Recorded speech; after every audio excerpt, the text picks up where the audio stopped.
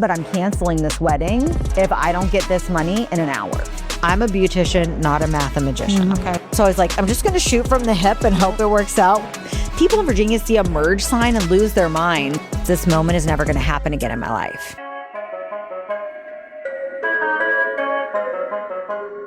I know her from Vanity by Amy, but no, I'm Amy from Vanity by Amy. I'm 42. I started my business when I was 37.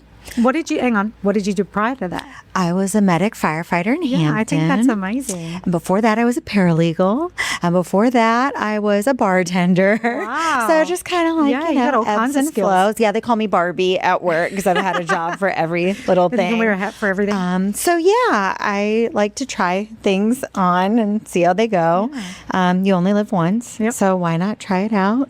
And then I went from a little small suite to a studio or a small shop, and now we have another one in Hilton.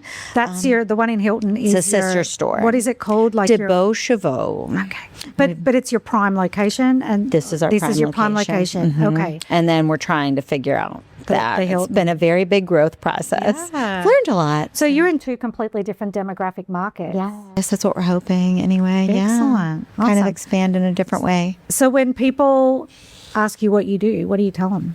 I'm a hairstylist, or I help enhance beauty, or... But you do more than just hair, don't you? Oh, yes. We Tell do. us a little bit about that. Hair and makeup for weddings, events, stage. I just did a celebrity that was here in Yorktown, so that was really cool to kind of like go to a higher profile clientele.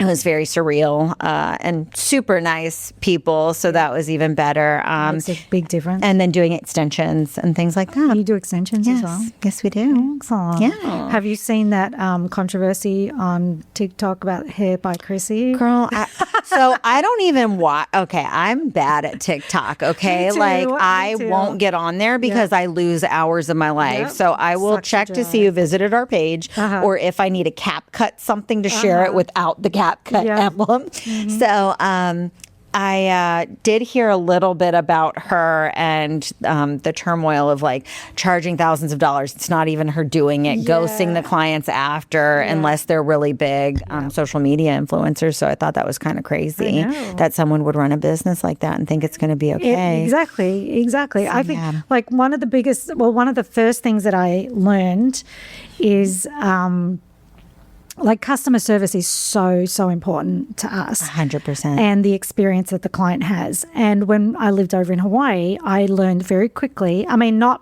from anything I did. Right. Because, we do a really good job.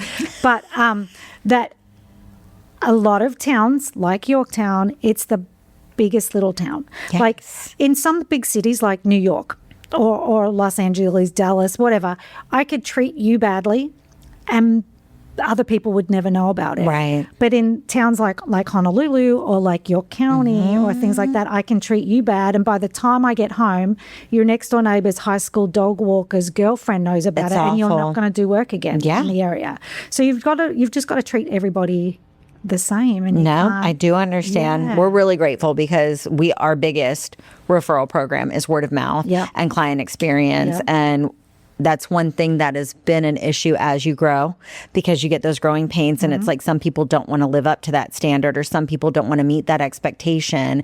And society says, oh, you need to meet them where they're at. And it's like, no, they've shown me that they're capable of doing this. So it's okay to have this expectation. Yep. And we are a luxury salon and we have luxury pricing and we offer coffee and we offer snacks and we offer those things.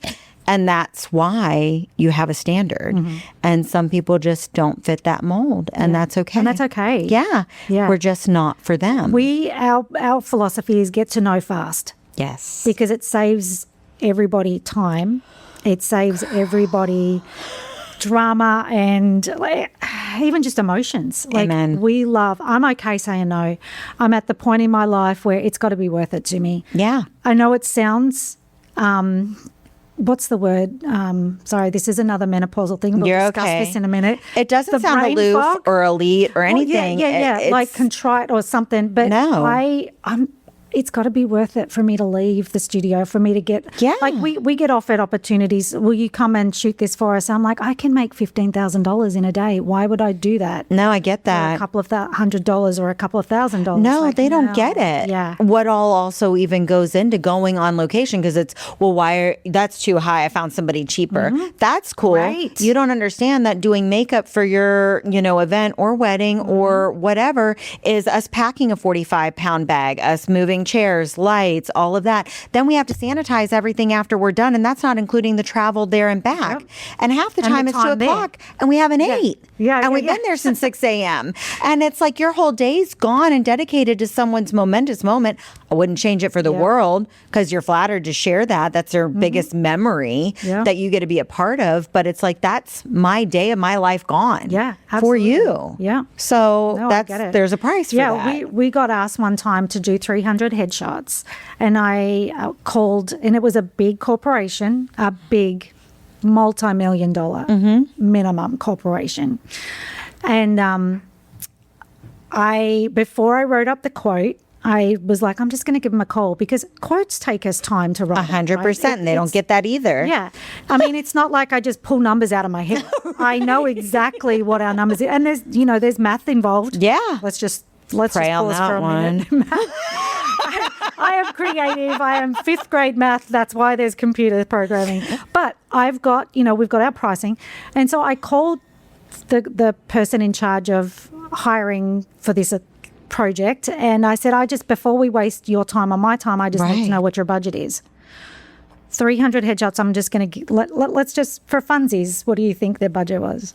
I'm going to say, just because of how you're prefacing this, I'm going to go lower versus higher, and I'm going to say maybe like $1,200.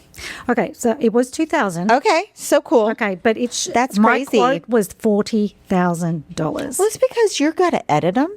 You're going through them all. That's your entire day. Yeah, and it's speed shots. It's a team.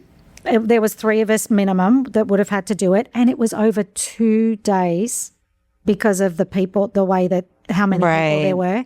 But it wasn't 2 consecutive days. It was like a week or 2 weeks or something, right? It was a day on one day, and then 2 weeks later another. Yeah. So, but we had to get there at 4:30 in the morning to set up by the time everybody came in. They don't get that. And I'm like, but you know what? The sad thing is, they'll find somebody for $2,000. 100%.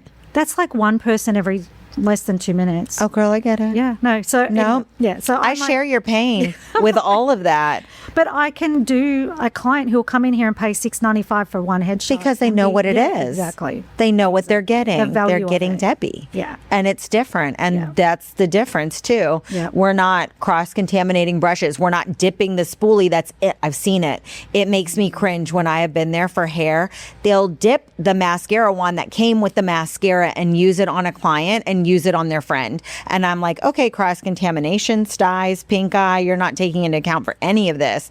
And it's like, well, that's what you're going to get. That's crazy. And it's like, I pray that none of you get that. Yeah. But girl. Yeah, no. I'm like, that's not even remotely professional. So tell me one of your craziest stories. Can you think of one off the top of your head? Oh, yeah. Okay. So I vowed that I would never do a person by this name's makeup ever again after this experience. Oh, we've got anybody who starts with... Okay. The crazy, and I'm talking batshit craziest people, and I'm sorry, Amy. But no judgment. It's okay. Hey, it's okay. Girl, I am Italian. I am crazy. I'm also a Gemini. I'm great with all of it, and I'm forthcoming with it. I know exactly what I'm getting when I talk to Amy. Right. So, yeah. But there is no facade. You're not crazy like these people that I've dealt with. But I can't, in the last 3 years now, Charles, there's been 3-4 people that started with the letter A that I'm like, I will not do business with them again. Yeah. But I get to choose that. I know that's right. So I'm not going to say the name out loud. That's okay. Because I don't want it to go anywhere else. But yeah. So came to me, hated her first trial with her makeup artist. Cool, let's get you in. This was when I was at Soulless Salon, and I'm a little sweet, and I'm like, oh my God, I'm so excited. So, and you're younger and not menopausal. No, totally, yeah, much younger. Amy was involved, so I was, gun ho, do her trial, loved it, nothing but thankfulness from her. Everything was good. go to, and this was all because I knew the wedding coordinator. So I was just like, okay, cool. Like, we're good. The night before the wedding, no money has been paid. She had done a deposit and that was it. Do you normally get everything? So I'll do a paid up front? deposit from them before even booking it. Holds Just their to hold date. your date on the calendar. Yep, it holds the date, non-refundable, goes towards supplies, whatever. The rest is due back then because Amy has learned a lot since then, at least a week before the wedding. So I've been chasing her all week and it's, I'm busy, I forgot, oh, this or that. So I text the coordinator and I'm like, hey girl, it is 10 o'clock at night. I have to get up at 3 a.m. I'm going to bed, but I'm canceling this wedding if I don't get this money in an hour. So all of a sudden Venmo sent at 11:59. So I'm texting the other artist, hey, it's still on. Like, I'll meet you at my house, 3 o'clock in the morning. Which, you're working on less than 3 hours sleep at this. They don't get it. No, they don't care.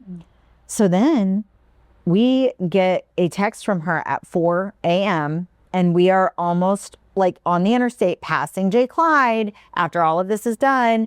And she's like, I don't want you guys to come.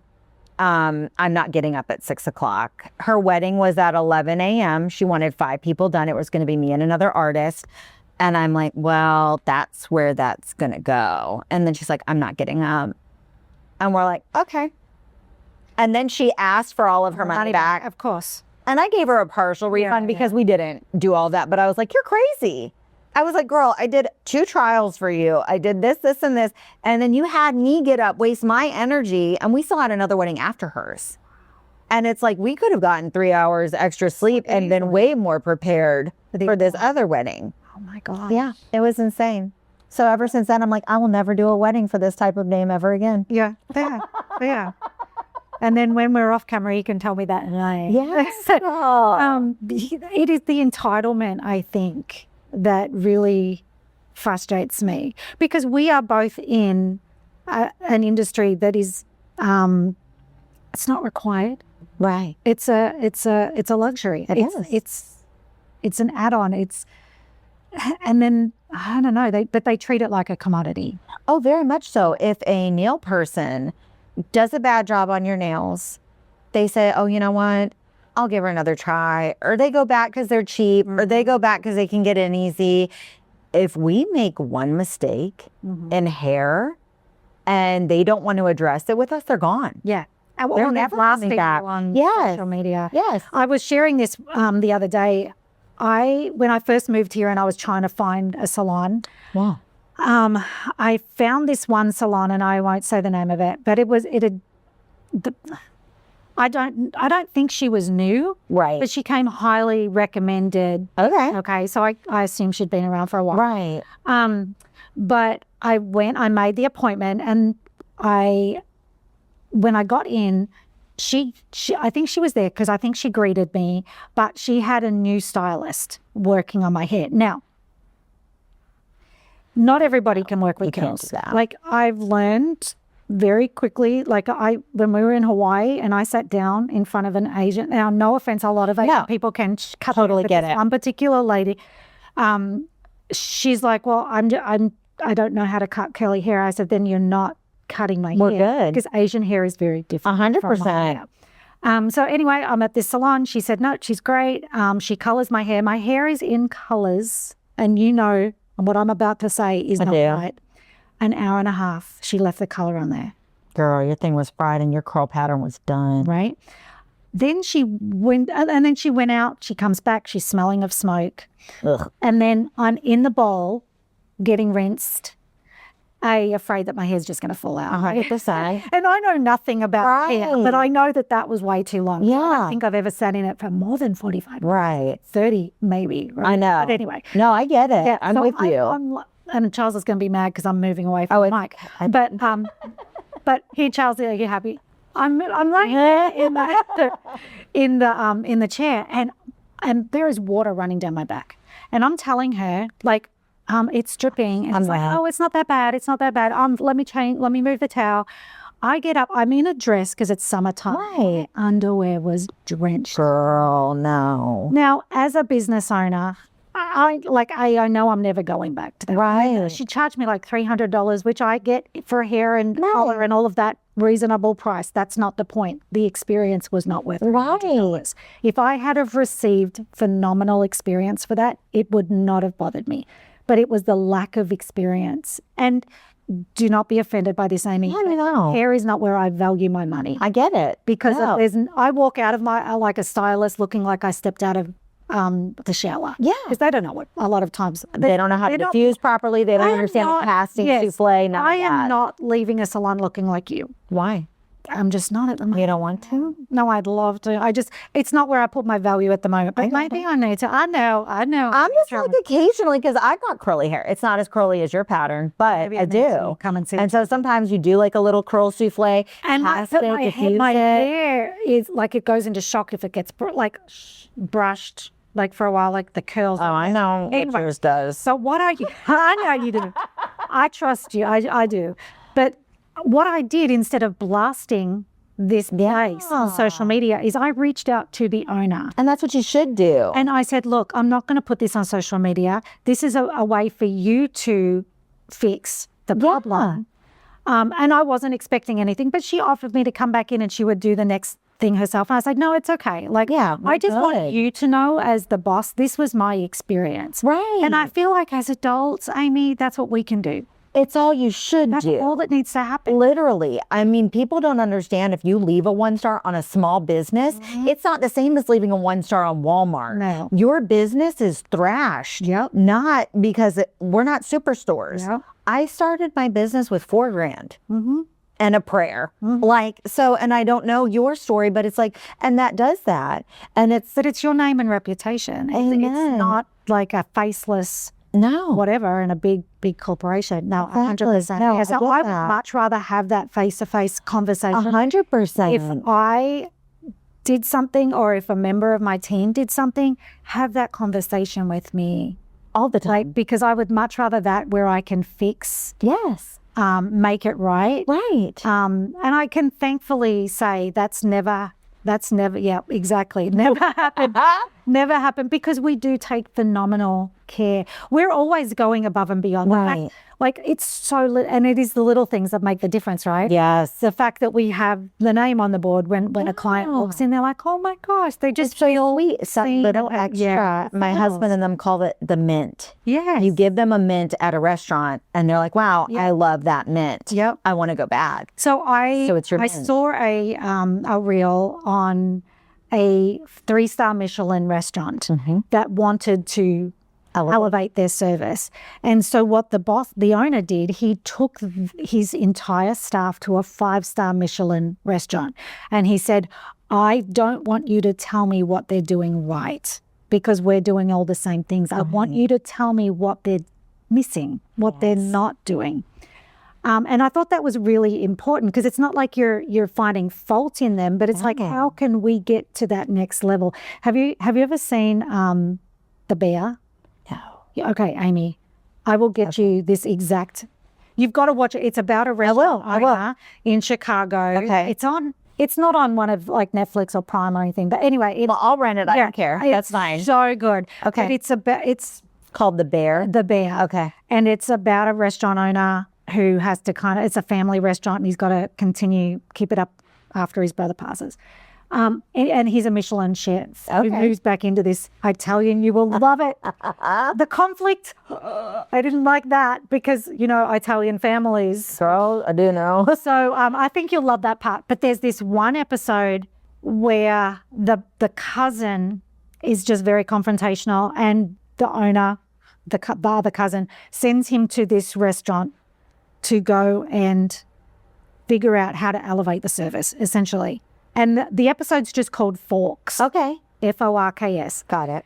And the cousin's like, okay, I'm here. What do you want me to learn? And they're like, just go clean the forks. And he's like, well, what else do you want me to do? He said, I just need you to clean the forks. And so his whole job for a week is cleaning the forks. And it's the character development. It's the appreciation for the finer things. It's from, I'm getting chill bumps thinking about it, but from the very beginning of the episode to the end, it's his mindset and how it changed to the pride of ownership, to the pride of commitment to the client, not the client in that case, to the customer, but to his profession. And when he goes back to the family restaurant, he has he dresses up in a suit, and it's like, it's just that growth. It is. And it's that understanding. And I think it's so important that we do little things. Like when we have a client come in and we know that they're going to be in hair and makeup for an hour, and then they're going to be in a shoot for an hour to 2 hours, and then they're going to be in the sale. That's 4, maybe more hours of their life. We have a little charcuterie board there. We have water, we have juice, we have wine for those ladies who need a little bit. I will never sell to somebody who's had a drink, but we will have them come back. But we have those little things that add value. And I know that I've had my hair and makeup done by you for an event. And that hairstyle that you did on me, and I don't know if you remember it, but I've tried to do it again myself for multiple events afterwards, because it never in my wildest dreams I would have thought to do that. Oh, yeah. Because my hair is just my hair, and I get sick of, obviously get sick of it. I think we all do. But you saw it outside the box and you showed me something different. And I think that as business owners, that creativity, or what the career that we're in. Right. Like I remember the first time I had my hair cut by somebody in Hawaii, and it was one of my favorite cuts. And I'm like, how do you see it? Right. And she said, I just see it. Like I can't see it. Right. And that's why I'm not good at it. But that's why we do what we do. I was about to say, yeah, that's why it's like you can take a picture of that animal, where I'd be like, Rufus. Yeah.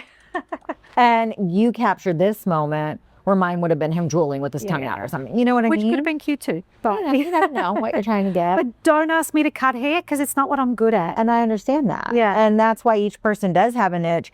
But it is a teachable moment, like you're saying, because I do get younger stylists. It is an educational salon more so now, to where it's like, let me show you how to elevate and do this. And there is that fight and that pull. And I've lost clients because of it, because it wasn't a standard met. And you did miss that one little moment. But if people did just address it and say, hey, you have that opportunity to make it right. Without knowing, you can't fix something. Yeah, exactly. So if I've lost a client, I'll try to reach out and be like, hey, you know what happened? Or one client, they didn't even reach out. Their husband reached out to talk about their experience. And I was like, okay, cool. Didn't know that.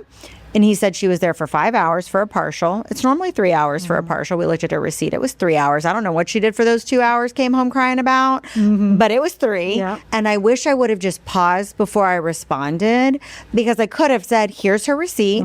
Here's this. I'd love to chat with her. When I reached out, crickets. So it's like, okay, next. Yeah. But if you address it with an owner, I feel like it's way easier to resolve, and we're more than willing to make it right. Absolutely, because it's our reputation. It's amen. And that's what I say to any new client. It's like, hey, if you don't like something we've done, tell me.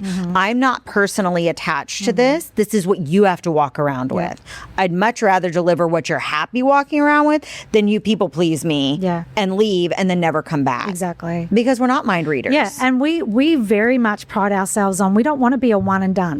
No. I will sit there with my clients in the design consult space, and I will say, okay, I know that you want this, this, and this. Let's look at, and I know that there's not a lot. I know there are other businesses out here who don't do this, but I will look and be like, okay, if you get this a la carte, it's going to be this much.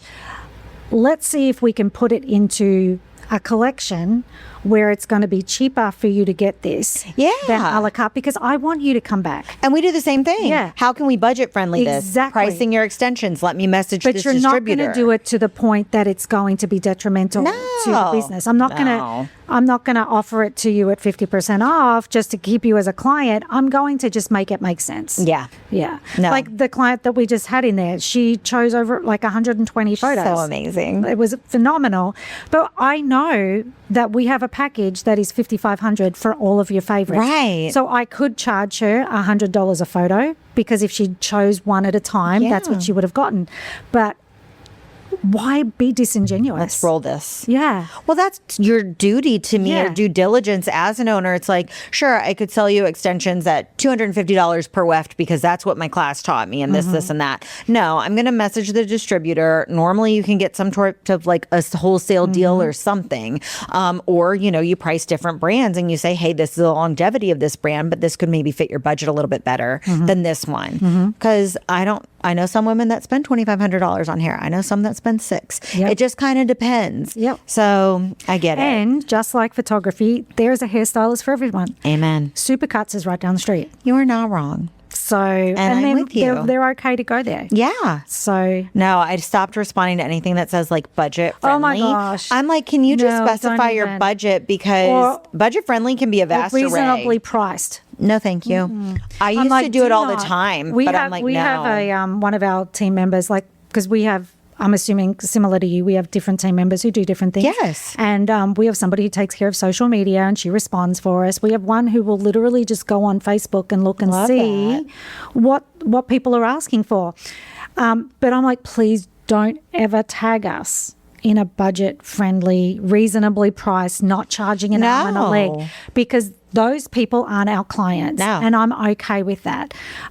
The woman who walked in here the other day with her 2 dogs and spent upwards of $7,000 on 4 photos.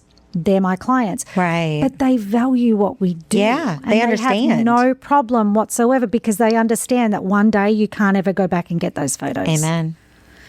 So, yeah. I get it. You're capturing a moment in time that's never going to happen again. I was in Paris and the actor on stage, we went to this play. He said, I want a selfie with everybody here. Can you guys all come up on stage? Because this moment is never going to happen again in my life. It makes me so emotional. Gosh. And it was just so profound because you don't think about it. No. And you're like, you're right. That moment's gone. Yep. And so Never it's so again. cool. Wow. Didn't think I was going to get Amy crying. I'm not yet. They're just a little watery. But as you get older, really it does dusty in become impactful. Yeah. And you're like, wow, like it is. So it's something that won't come again. No, absolutely. Like when I first moved here to Virginia, I built my business on senior pets. And one of the things that we offered was coming to them. We would go to their home. Now, we still do a lot of pets. We we still have senior pets. But last year in particular, we had 2 clients. Charles and I were literally standing in the lobby, and there was a pickup truck parked just over there. And there was a guy in the back of his truck with a dog. And the guy was crying. We're like, that's not good. Men don't cry. Right. For no reason. No. Men do cry, but just not for no reason. They have a reason. There's definitely a reason. And he's in the back with his dog. And I said, I'm just going to go out and talk to him. And they were on their way to have the dog euthanized because he was old. He was very sick. And I mean, he couldn't even move. And he was a chocolate lab. And so I said, bring him in. You don't ever have to look at these photos if you don't want to, but please let us come take some final photos. Yeah. So his wife came back. They'd stopped to get the dog an ice cream as his last meal, and they were just going to sit in the back of their truck, feed him the ice cream, and go to the vet clinic. And they came in. I mean, the photos, they're both just bawling. I bet. They had to carry him in. But they can't ever go back and get those photos. No. And they're beautiful, beautiful photos. And we offer those kind of things to clients because we get paid well for what we do, that we can gift that. And that is a gift that we're able to do at the end of the day. Now, do we offer that to every client? No. But our regular clients pay us well enough so that we can gift experiences like that when they come up. And you never know where it's going to lead. Never. So those clients, a couple of months later, just out of the blue, we get this phone call for these brothers who want to come in and be photographed.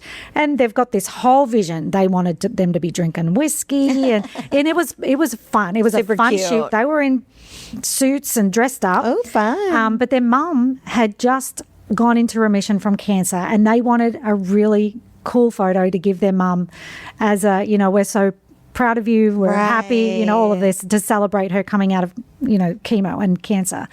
And I always ask our clients when they find us on Google or just a random, how did you find us? And come to find out that the wife of that dog was one of their daughters. Oh, yeah. And you did that for her. And so we wanted to come in and just, this is our way of saying thank you for doing that for them. And they paid several $1,000s for those photos. It's a big deal. But it was. And that would never have happened if we had, yes, we probably still would have had the clients come in. But if we hadn't have just out of the bottom of our, or the goodness of our heart. It is. Gifted them something. It's 0% to like do something for kindness. Absolutely. And it's like, it shows your heart posture. And it's like, it costs nothing to be kind to someone in a bad moment. Yeah. And we get that all the time. You have people coming out of chemo. They just had an abortion. They lost their child. Their husband's beating them. They're going through a divorce. Their boyfriend left them. You just don't know. But you get to celebrate their highs too, or it's like, I'm pregnant, or, I'm getting married, or all of these things. And it's like, they don't understand the personal attachment we get with that client. Yeah. Because we see them all the time. Exactly. And at some point, do you feel like a therapist? Oh my God, 100%. We are a cheaper version of a therapist, 100%. Yeah. But they say that spending time with another woman venting for 12 minutes is more, like, you can come out better than an actual therapy session. Sometimes you just need fresh, not fresh ears to be a victim or anything like that, but sometimes you just need somebody else, like fresh ears to hear your story.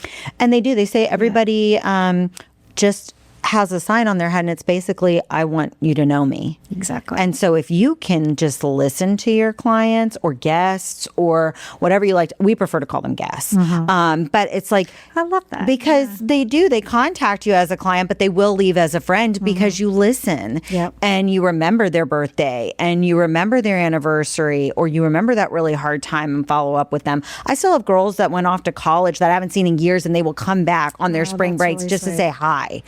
So it's just that little attachment you get. It means so much. Absolutely. So tell me, at what point did you, because I know like you had your bartending, your firefighter, all the things.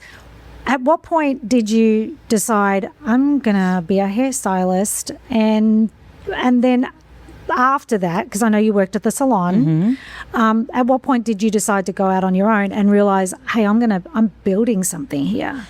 So it's kind of like, I'll try to keep it really brief. No, we got hours. She said, it's your time. Yeah. I'm like, no, we're good. So I actually started doing hair and makeup in high school. Like, it was just kind of like the makeup, not so much a gift. The hairstyling, super big gift. So I would do updos for my friends, things like that. Weddings in like 2002, 2004, for girlfriends that I worked. Were you in high school in 2000? I graduated in 2002. I had my son in 2004. What? Debbie, stop it. It is not that big of a gap. Okay. So anyway. You graduated from high school in 2002. I work with kids that are the same age as my son. I was a mother of two okay, let's just. You're doing fabulous, and look at you glow. It's good. Okay. So, no, I'm 10 years older than you. I graduated in. I know, but you look stunning, well, so it doesn't matter. And really, like, I wouldn't have known. So I just didn't know you were in high school. I thought at least in the 90s. Come on, I couldn't help it. I mean, 98 I started, so okay, go. You're making me feel old. I am a grandma of almost 2, so I'm cool. That's okay. I feel old all the time there, but I'm just like, sure. Yeah, you just got to ride it out. It's good. So you don't look old, so we're solid. I did not mean to have that kind of visceral reaction. That's totally okay. I do the same thing over there because they'll be like, I'm like, well, when's your birthday? And they were like, 2004, and I'm like, that's my kid's birthday. That was when my youngest, my son was born in 2004. So yeah, it's crazy. Okay, finish your story. So no, you're fine. So I went 2002. So my dad did it to where each of us had like money for college. Okay, and I chose cosmetology. I was like, you know what? I could do this. I could get out of the bar scene. It'll be great. So I went to school full time. He helped me with my rent. He helped me with school, like really awesome. I go and I work at a salon for maybe 3 months, and it was probably the most uncomfortable experience I ever had in my entire life, because I wanted that artistic, creative, like, outlet where it was very structured, very roller sets. You're doing a Karen haircut. You're going to be doing this color today. And it was like, okay, well, I don't really feel like this is where I'm aligned.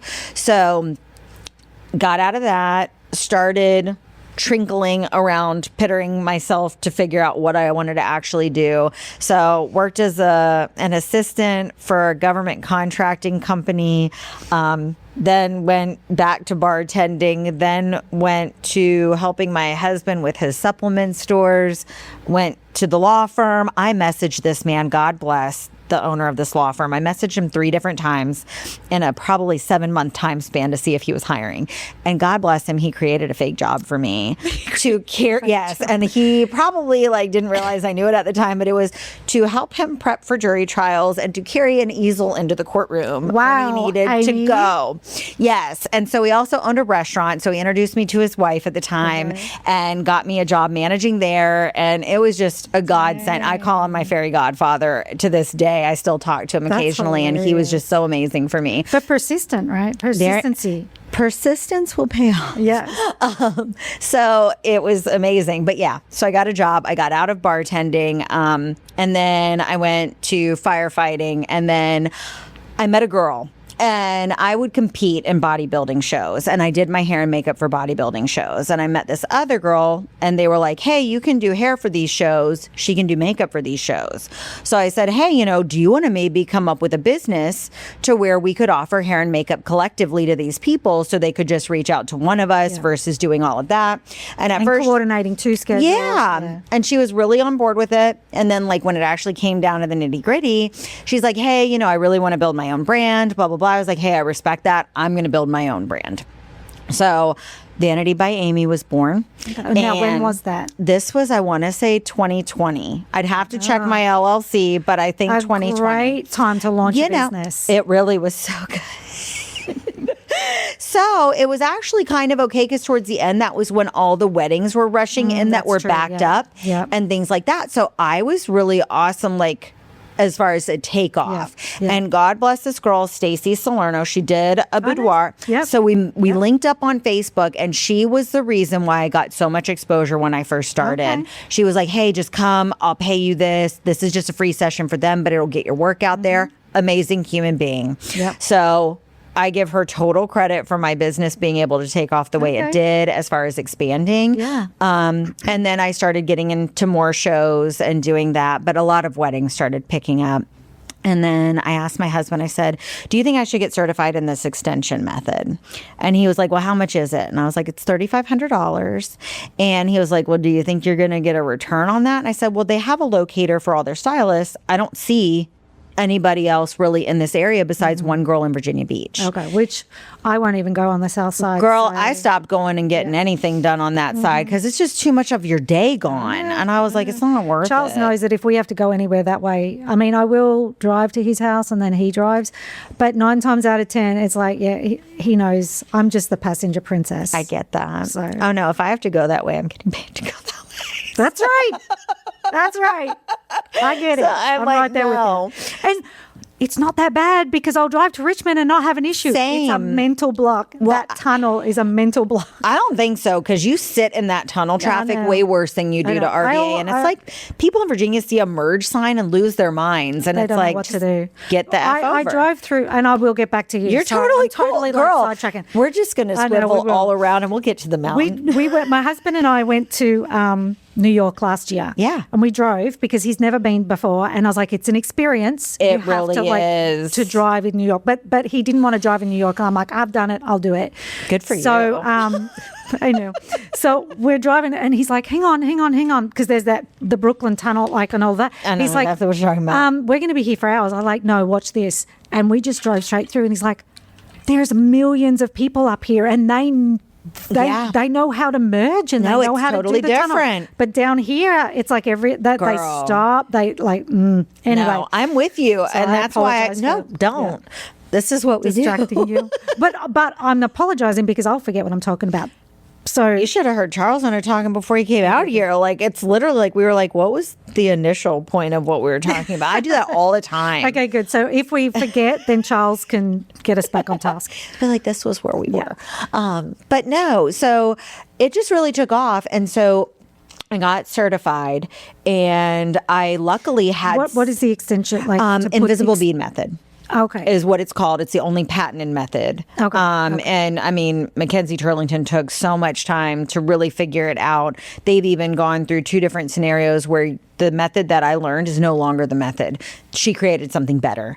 And so, I mean, change stitch work, change placement. You upgrade your Oh, girl, education and I've all of spent that? probably $8,500 on just extension knowledge and classes and things like that. Because if you're going to do it, you really need to understand it to where you can identify like sheathing on a cuticle, tension bumps, why if somebody pulled their extensions versus slept in them wrong or a bead slipped out, there's different ways to tell kind of like what happened. So, But I mean, you should be able to do that for like $100 for a client, right?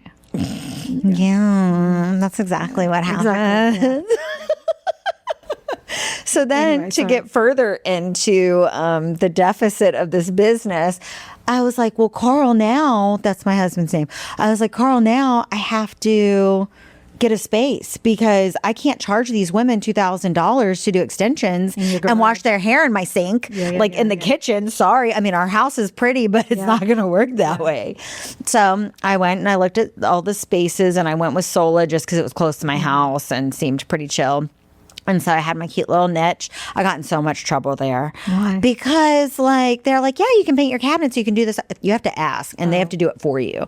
Girl, I was in there. I'm painting my cabinets. I'm changing the floor. I'm doing all this You're just stuff. being Amy. Well, because I was just like, I'm going to make it bougie if it's going to be a closet to work in. So and she was like, well, you shouldn't have. And now it's an uproar. And I'm like, well, I don't know. So here's another deposit. Here's this and this. So it just really took off because I think my husband and I knew so many people and were so rooted into the gym and everything going on with that, because I was always, oh, you're Carl's wife. Oh, you're Carl's wife. Oh, you're Carl's wife. And now, you're Amy's husband. It sometimes can be like that, but normally it's just like, oh, it's Carl and Amy. But yeah, so it really took off, and I started looking because my husband was like, why don't you get like a different space? And I was like, well, budgeting and this and that. And then I found this spot, and I mean, you couldn't pass up the rent. And I was like, and it turns out Carl went to high school with the owners and all of that. So it was just very fluid. And so here we are. Nice. So yeah. But you opened the second. That one, location. Girl, you want to talk about some teachable moments. Okay. So I was talking to my CPA, and he's like, well, why not instead of, and this was when we had like a massage girl. I have been through so many like trials with this, because there's like, oh, somebody wants to come on. Oh, my back hurts. I don't want to do it anymore. And you lost $3,000 because you invested in all of their stuff. Or, oh, let me move my stuff around so you can do spray tans here. Oh, you know what? I really just don't think this aligns with me after you do all of it.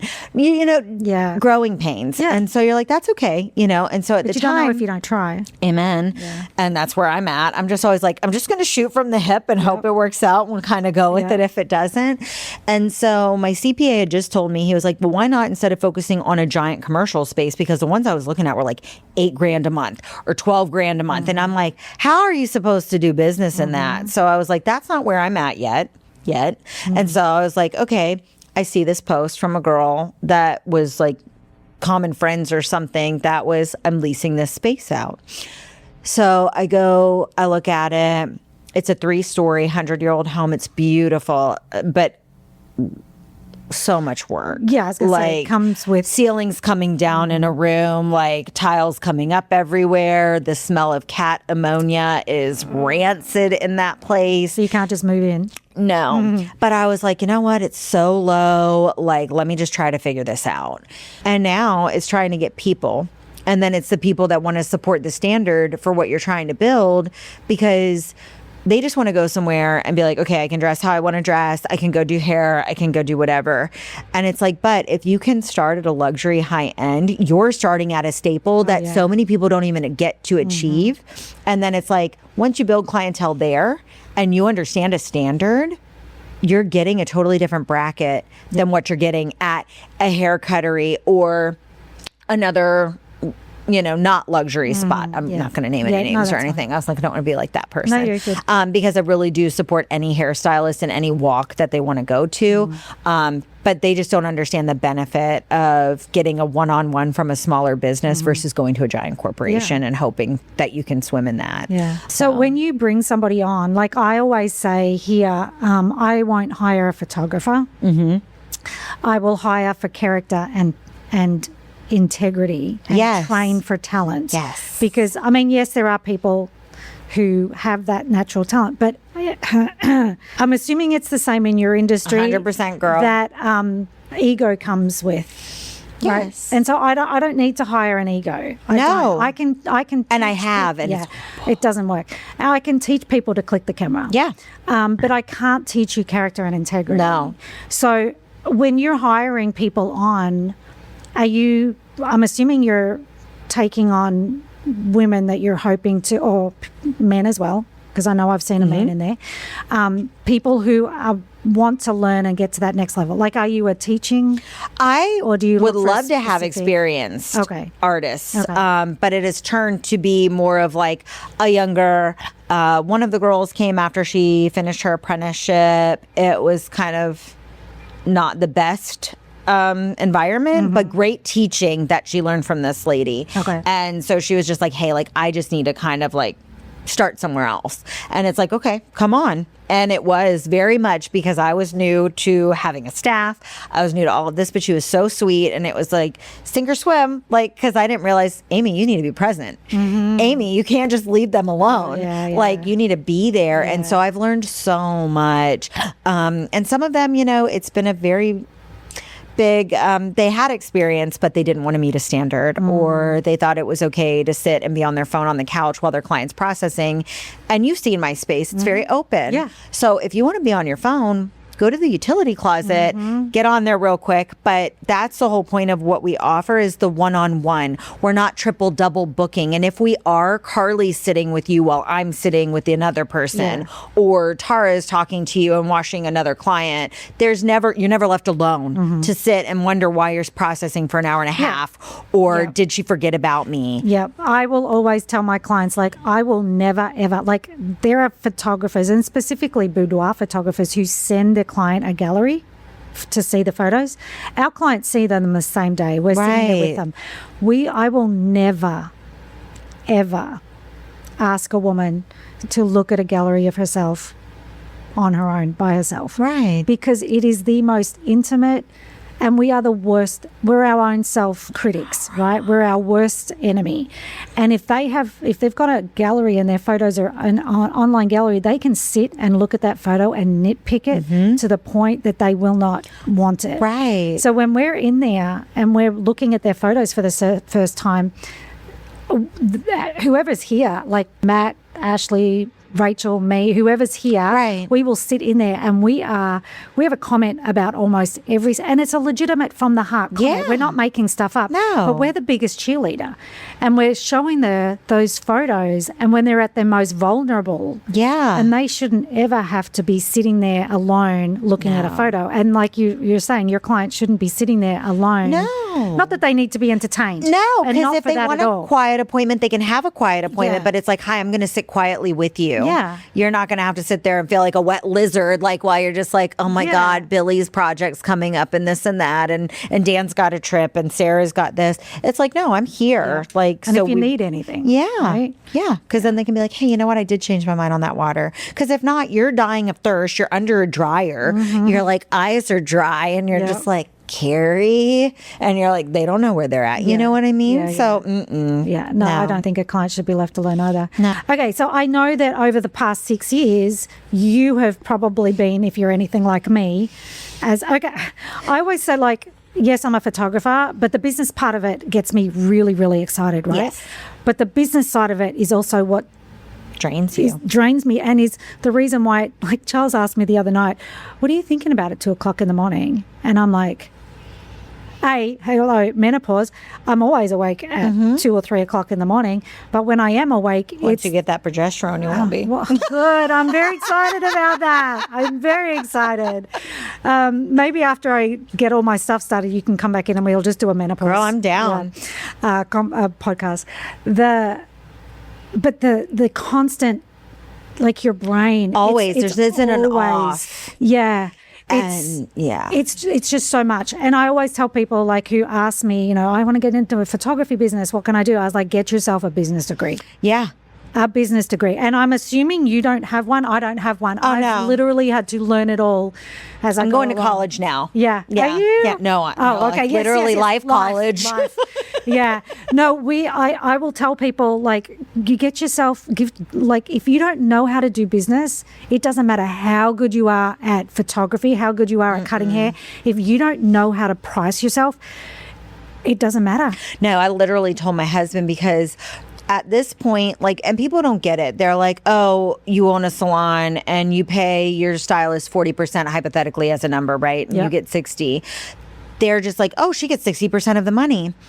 Honey, that 60%'s gone before. Don't you have to keep 30% just for taxes for your business? I was about to say, well, I also have to pay taxes on paying them. Payroll. And then their overhead as far as rent, workman's comp, insurance, liability insurance, your electric bill, your Wi-Fi, our product, all of that, to where sometimes even if you have a stylist and they are producing, you're not even breaking even. Yeah.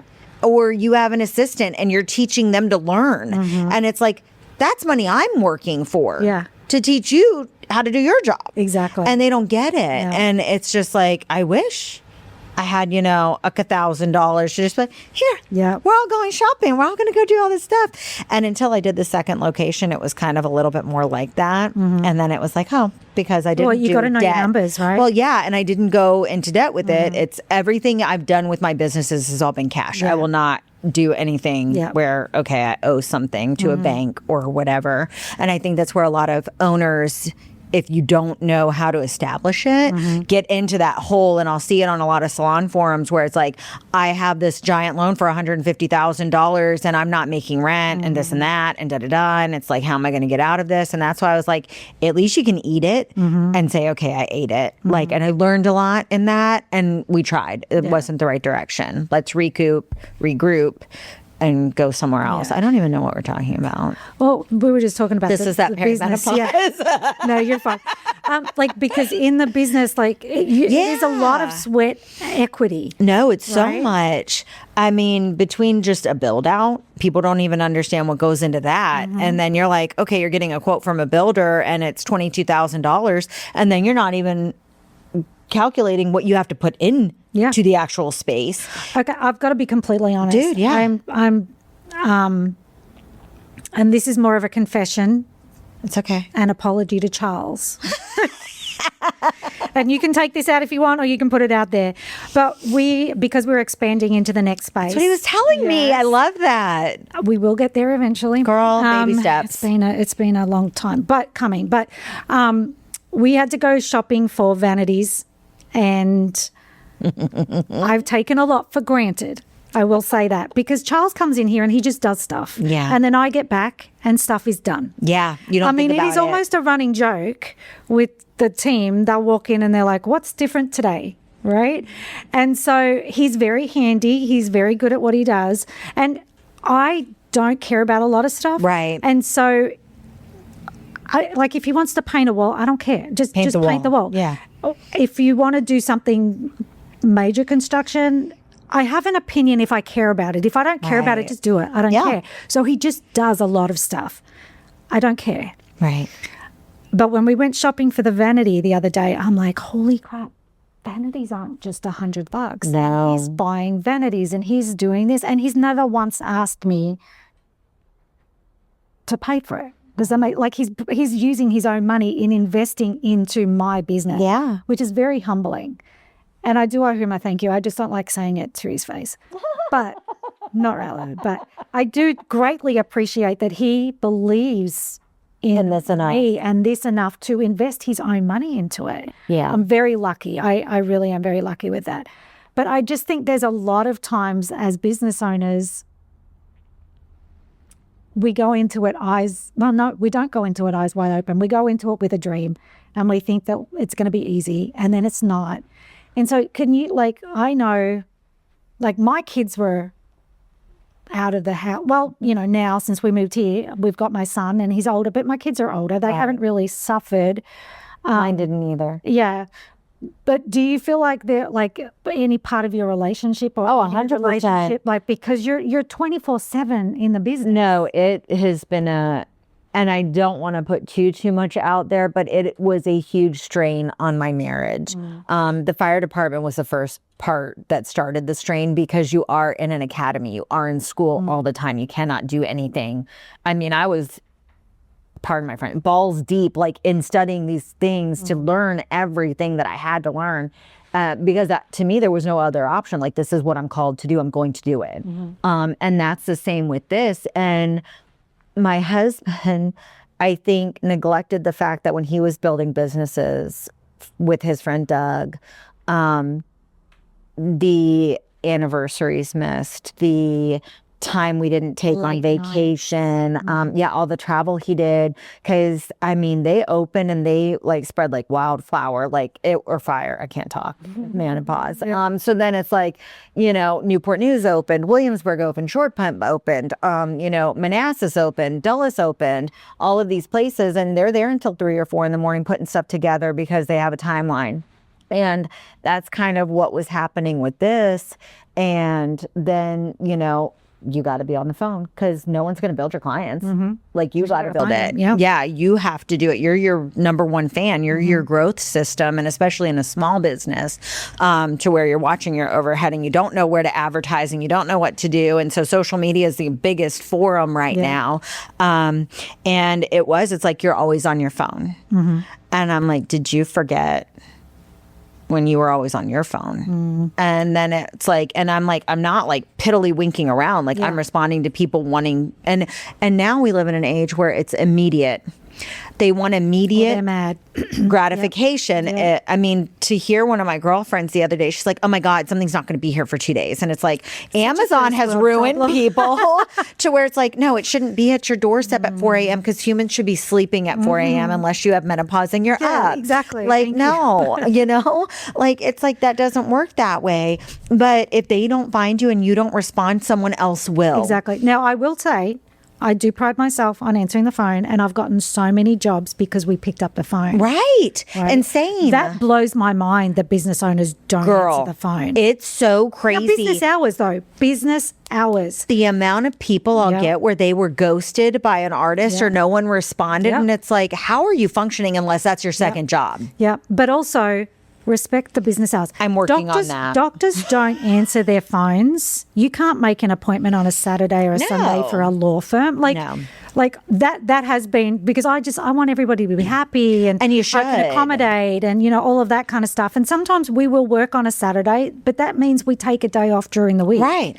And so, you know, we've learned, but there is definitely a price that is paid, 100%. whether it's physically on our bodies or if it's emotionally with a partner. Both of us have physical jobs. I mean, I have spinal issues right now where my chiropractor was when you're like, on your feet. Well, because do you? Girl, do not. No, this was just for you. Thank you. No. I love that.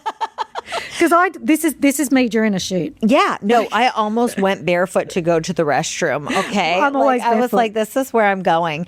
But no, I'll wear flip flops, which has also gotten to be a problem because of how much I stand. To where I had to buy cute little tennis shoes, and it's like, oh, cool. And orthotics now. But are they? What's the old brand? Like the old. Which one? They've got like the ortho. I know, like orthotics. Yeah. Girl. Okay. Oh, I know. It's so funny. My niece went to go get a pair of shoes because we were seeing if a pair of my sneakers would fit her. And my husband was like, oh, don't touch those. Those are $200 pairs of shoes. I said, Carl, those are $38 from Amazon. The other ones are in the closet. She can try those on all she wants. Because then I don't care if I get color on them or ruin them at work or whatever. Yeah. But no, there's a lot of issues like our necks because we are constantly looking down to where now my neck actually curves a different way. So your neck's different, but it's not because you're on your phone like that. No, it's I mean, it might as well be, because all we're doing is looking down at our client's head for hours at a time. And then my hips are shifting, and they said my lower spine is actually shifted a different way. Sorry, Charles. Shifted a different way because I shift my weight onto one side when I'm working, or I'll lean back into my hips. It's crazy. All the things that you don't realize you do when you're doing it. So I can't imagine women that have been doing this for 30 years, because I've only been doing it full time all the time, you know, for a very minimal amount compared to them, and you're already having so many issues. Yeah, I know. So Like when when I'm shooting, I'm fine. Yeah. Right, I can keep going. But the second I stop, I'm like, I don't remember my back hurting like this. I mean, It's me all day. it's definitely horrible. So if you had, if your life was a movie, okay, let's think about your life as a movie. What would the audience be yelling at you? Go, Amy, go. Oh, I love that. I love that. Charles asked me the same question yesterday, and I was going to say I can't remember the answer, but I just remembered what the answer was. What was it? I think it was, it's okay, you can do it. Like, because I play small. I like to be quiet. I like to be... You do it well. I like to just heads down, bums up work. You do it, though, and look what it's doing. Yeah, but I feel like there's an element of, like, people would say it's okay for you to be louder. It's okay for you to be present. It's okay for you to be bold. I like that. Because you're good at what you do. You are. Right? But that's hard for me to... Oh, no, I get it. Doing this is crazy, because I'm very... kind of like, I will post stuff, but I'm not like the face of that. I don't do a lot showing my personal. This is probably the most transparent I've been openly, which is very scary, because you're like, I don't know. And because you're vulnerable. That's not who I am. But I feel like in this day and age, and I am going to liken this to something that we are dealing with in the photography realm with AI. Yes. There's so much inauthenticity. And I think people are craving raw and real. Yeah. And authentic. And so I think this is good. It is. Because people realize, scary, but good. like, yes, we are very successful. We're very good at what we do. Right. But we're human. Yeah. Our backs hurt. Like, we're awake in the middle of the night. We're stressed because of overhead. I cried on the couch last night to my husband, because I was just like, okay, I just had a huge credit card payment hit. I have payroll hitting at the same time. I dumped a ton of money into something that's not working out right now. Doesn't mean it's not going to turn around. And he was just like, don't worry, like, God's got you. Yeah. Like, and he was just like, and we can sit down and look at this, but you've come this far, and it wasn't to not do it. Mm-hmm. And it's like, okay. Yeah. No, I think it's great. So I get it. I'm with you. Yeah. 100%. If you were to give advice to somebody just starting out in your field, what would it be? Don't be afraid to hustle. Okay. Because that's our industry, is hustle. Because they expect, because of social media, to have what we have. I have girls that are 21 that expect to have what I have now. And it's like, honey, you have no idea. Yeah, I've got to earn your time. What it took to get to this. Like, or they want to buy a house before they get an apartment. And I'm like, you're not thinking right. And I'm not sure why this is impressed upon them right now. But it's like, these are your growth patterns on how to get to where you're going. And there's stages to get it. And it sucks, because apartments do cost a ton of money, and you might as well be paying a mortgage. But they're not looking at the fact that you got to put 20% down on your house, honey. Yeah. It doesn't, you can't just be like, I'm going to buy this today. Here's $1,000. Yeah. So it's just crazy that people want that, but then they want to walk into a salon and just get clients and not do anything for it. And it's like, no, you have to put yourself out there. You have to chase them. And then once they realize, they see that, they get that value, you don't have to do as much. Just like you.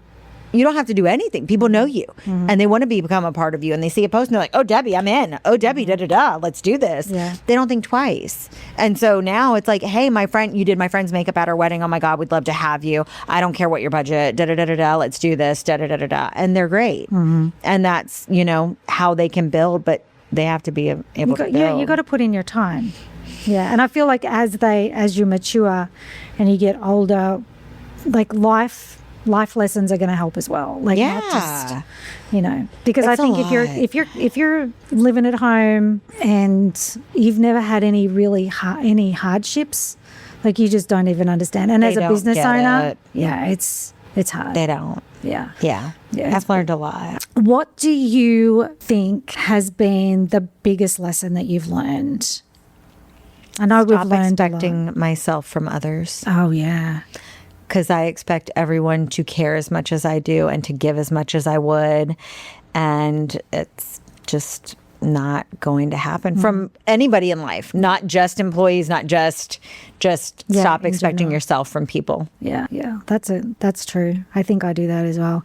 Or it just frustrates you when people they're not as invested. Yeah. And it's funny because like one girl I know, I would watch her like because she was newer. And so it's like, is she okay? Like, does she need anything? And she was vacuuming my furniture. And I was like, oh my God. I was like, thank you so much. Like, bonused her on that, or I saw her teaching someone else. Thank you. Here, I saw what you did. And then it's like they get in this lull of complacency. And I was just like, but you did it before. Yeah. So it's like, stop expecting yourself from people and thank them for when they do things like that. But then understand that, again, it's not their baby. Yeah. The more you get, the more we can all get and do more with, because we're building that together. Yeah. But some of them don't see that. No, they don't. Do you think there's anything that you avoid as a business owner? Anything I'm uncomfortable with, I put off to the very last minute, like tonight. Gosh. Yeah, girl. World's worst procrastinator. And then when I do it, it takes me all of 30 minutes. Yeah, it takes me like 2 seconds, but like, I know a general gist of my numbers, but now that things are getting a little like finite to where I'm like, okay, I really want to recoup what I spent. I need to start looking at my budget and stop just being like, sure, we have money in the bank, sure. So I told my husband, I was like, we need to sit down, because he is a numbers person. I'm a beautician, not a mathematician. Okay. So I'm like, no, that's not going to happen. So he was like, okay, we can sit down and we can start looking at things. Cause I was like, I just need to do something. And so that's the thing that I avoid, is really knowing the hard, exact, like who's bringing in what and how, and what am I exactly spending on overhead. I avoid it at all costs, because numbers don't make sense to me the way they make sense to other people. Yeah, no, 100%. I get that. And I think one of my biggest eye openers was when I actually sat down and looked at what it really costs for an hourly here. Yes. Because I was charging, when I first started in here, I was charging people $250 for a headshot, which sounds like a lot for a photo. It doesn't, but I get it. But if you take your rent and you're dividing that by the 30 days, if you're taking like your team, I was paying people to come in here. Yeah. And do a headshot. And so I raised it, but I've got to, and then if they are including hair and makeup in it, girl, I get it. Like 100% easily. So I don't know, but I think I was just like a head in the sand. Like $250 is a lot of money, and I get it. Yeah, it's so. An example of me waiting till the last minute is, how at the beginning of the year, and we have until the first Monday in March to fill out York County paperwork. Yeah. And file it. I know. And we get it in December, Amy. I know. And do you know when I do it? Sunday night. I'm really glad that you do that, because I literally am so not an adult that I take a picture of it and send it to my CPA, Gary, and I'm like, can you do this? Oh my gosh. Is that an option? Girl, yeah. So they're going to charge you for it, but yeah. I'd much rather do that than go through my numbers and search for stuff the way that they want us to. Yeah. And I'm like, Gary, you know what you filled out last year. I don't. Yeah. So let's just I'm so bad at math. I have a bookkeeper and I have a CPA, and my bookkeeper, like, she's phenomenal. That's and wonderful. she keeps me married. I get that. Because this is a joke, a running joke in our family, but every year at tax time, my husband threatens to deport me back to Australia, because he wants taxes done January 2nd. Really, I know you can't get them done until February 2nd, because they've got until the end of January to issue everything. She's like, I have an idea. But and then we have a conflict. We have, like, he's got all of his tax stuff done, and I'm like, oh my gosh. So she saved our marriage. I jokingly, we're not really. If he's going to deport me back to Australia, it's because the Cowboys have not won since I moved here. And he's with that. Fan. No, I'm Go sure. Redskins.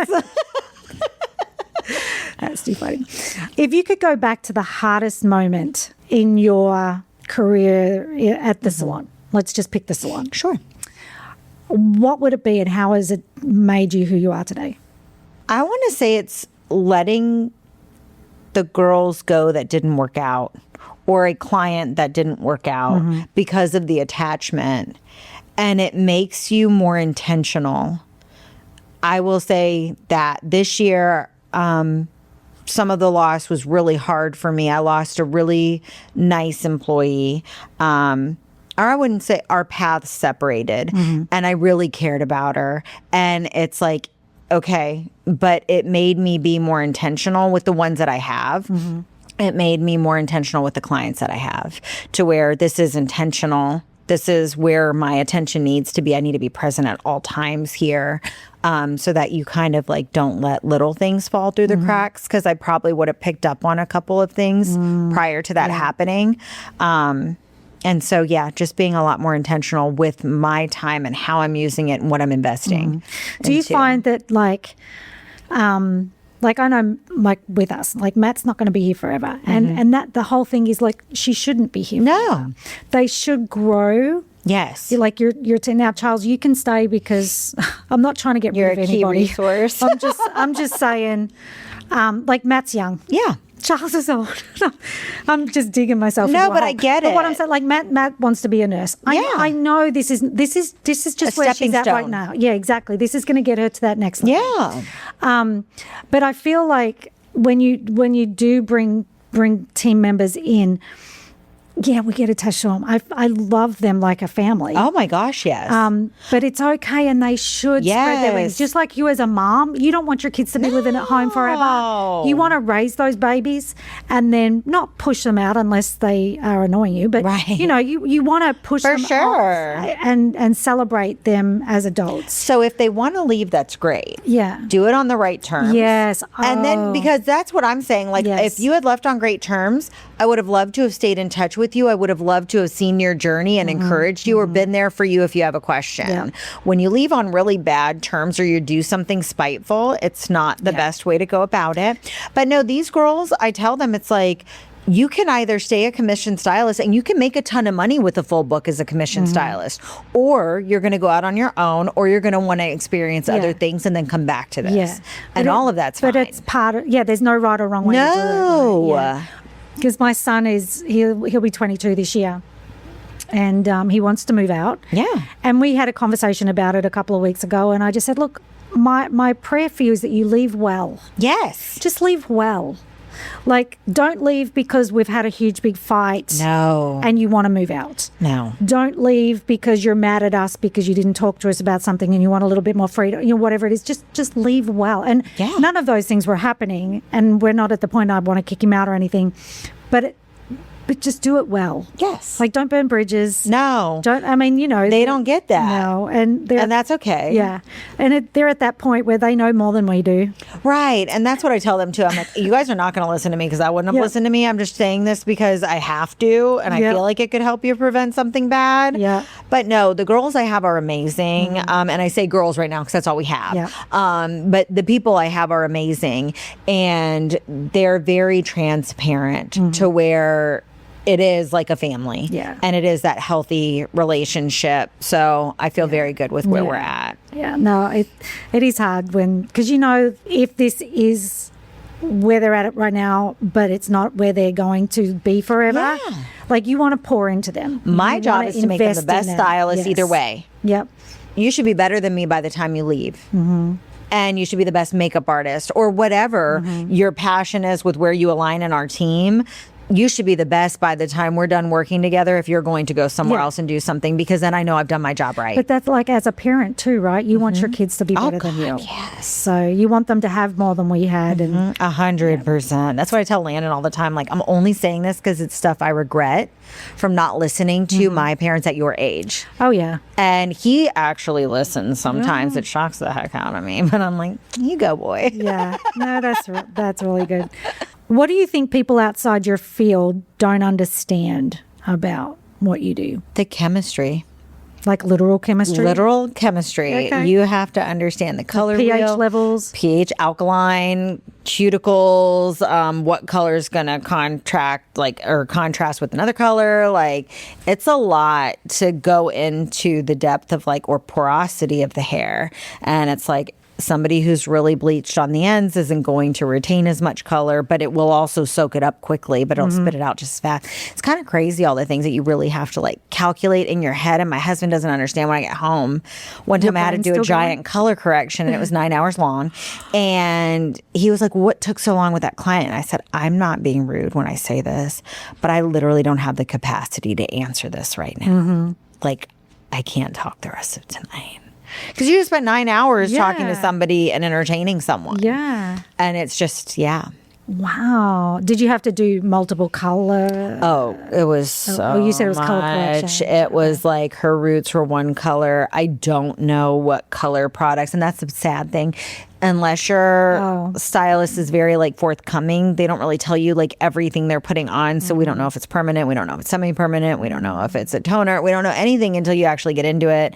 And then you put like a bleach test strand on and then you're like, oh, okay. This isn't coming out, and this is coming out, and this is this, and her ends are going to fry because there was bleach on there prior. So you have no idea with that, and it's kind of crazy, everything that actually goes into the depth of hair. Okay, so can we address the fact that people, like, as a stereotype, cosmetologists aren't that smart? Yes. What you just said to me went over my head, and I consider myself smart. You are very smart. So, and sometimes it's funny because we don't realize how smart we are because of everything that you have to retain. Like one of my girls that works for me, she was like, but Amy, I'm slow. And I'm like, you are anything but slow. Because if you were slow, you wouldn't be here. Yeah. So it's just like, no. That's ridiculous. It's crazy. Yeah. And I'm like, what mental, like, what are you around that makes you feel like that? Yeah. That's just crazy to me. Yeah. But yeah. I hadn't thought about that. Oh, no. And then you go into like skin. There's so much, Debbie, that you have to know. And you're just like, oh. And then you're exhausted when they wonder why we're tired. Oh, yeah. My husband's just like, well, I just don't understand like why you can't pick a hotel tonight. And I'm like, dude, I've been making decisions all day. Like, come at me at 6 a.m. I'm fine. Yeah. 9 p.m. Don't talk to me about anything. There's plenty of times. Now, my husband and son don't talk very much. Charles gets all my words out during the day, so I don't have to talk at home. But my love language is quality time. So I'm happy just to sit in the room with him, right? Sit next to me. I don't want to do anything. But when he asks me, what do you want to watch? I don't care. No, I'm I don't. just here to be in the same room as you. Oh, sometimes he'll pick like something where you got to be like mentally. No, I cannot. I tell him, I'm like, I don't want to watch this. It's too engaging. I've got to focus. They don't get it. No. Like, and not in a mean way. Yeah. Like, but I'm like, dude, like I'm done. Yeah. And I've had to deal, and no offense to my girls if you ever watch this, but I got 2 salon kids that they're, right now. And that's what I call them, my kids. Yep. And it's just like, so you're dealing with that. And then you're dealing with your clients. And it's not in a bad way because it's all stuff I'm grateful for. Yeah, absolutely. But no, I'm sorry. I don't have 35% battery life. Like when I get home, like I'm done. Yeah. Like I got 5. I get home and I get into pajamas. And he's like, you're going to bed? I'm like, I'm tired. Yeah. Like I'm really tired.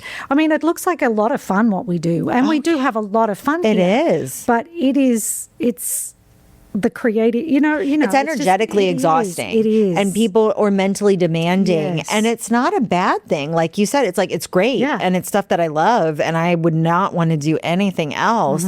But yeah, you get a limited bandwidth after a certain amount of time. Like this week's super chill. So I was like, oh my God, I got to hang out with Debbie. I'm going to go home and cook. I'm going to do this, and that. Nice. But when it's like the thick of it, you're like, I don't. Are you an extrovert or an introvert? I am an extrovert.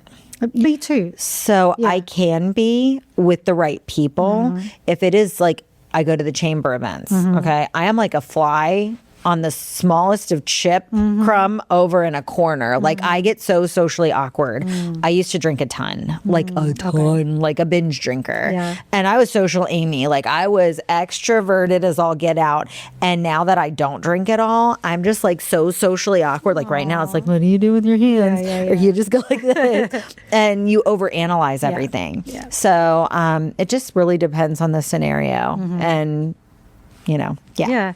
No, I can entertain, I can be social, I can do all the things, I can go and do a networking event. Yes. But then afterwards, and Charles can attest to this, if we go out and eat afterwards, like, don't talk to me because my social battery is done. It's expelled. I've spent every last drop in doing this one thing. I need to retreat to re-energize. Yeah, I have lost a lot of friends during this time period. I would say that's a hard thing too. It is. They just don't understand. No, I'd say building a business is probably one of the loneliest things I've done, and not necessarily in a bad way because I've gotten very comfortable with myself. Yeah. And I've spent a lot more time with myself than I ever have.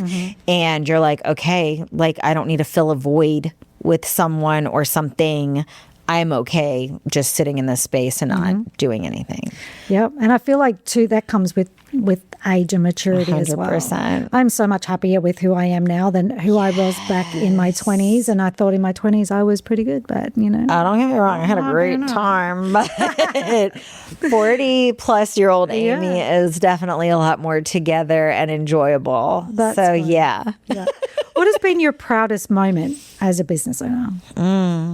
Sometimes it's just realizing you own a business and not really realizing it's a big deal because you've been through every stage, so you don't really understand the profoundness of it until someone else is like, look at what you've done. Like you went from being a barfly 20-year-old to now, you know, having your ish together and, you know, friends coming to you for advice, not, oh my God, that's falling apart. And you know, have a brick and mortar that, you know, is yours. And it's like a brand you're building that's yours and the impact you can have on other people because of that. Yeah.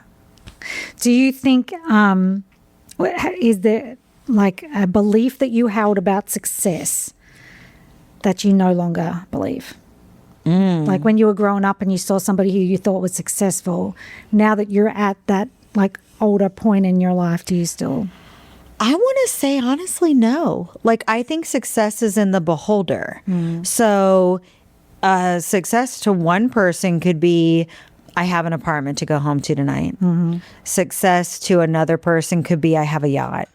Success to another person is I travel internationally all the time. Or my kids are all healthy. Amen. Like, you know, or I'm pregnant. Like, it's a different thing for each person. And I feel like, yes, as I've grown, each stage of success has elevated to a different thing to attain. But I think as long as you're happy and you have a good like circle, that's success. I agree.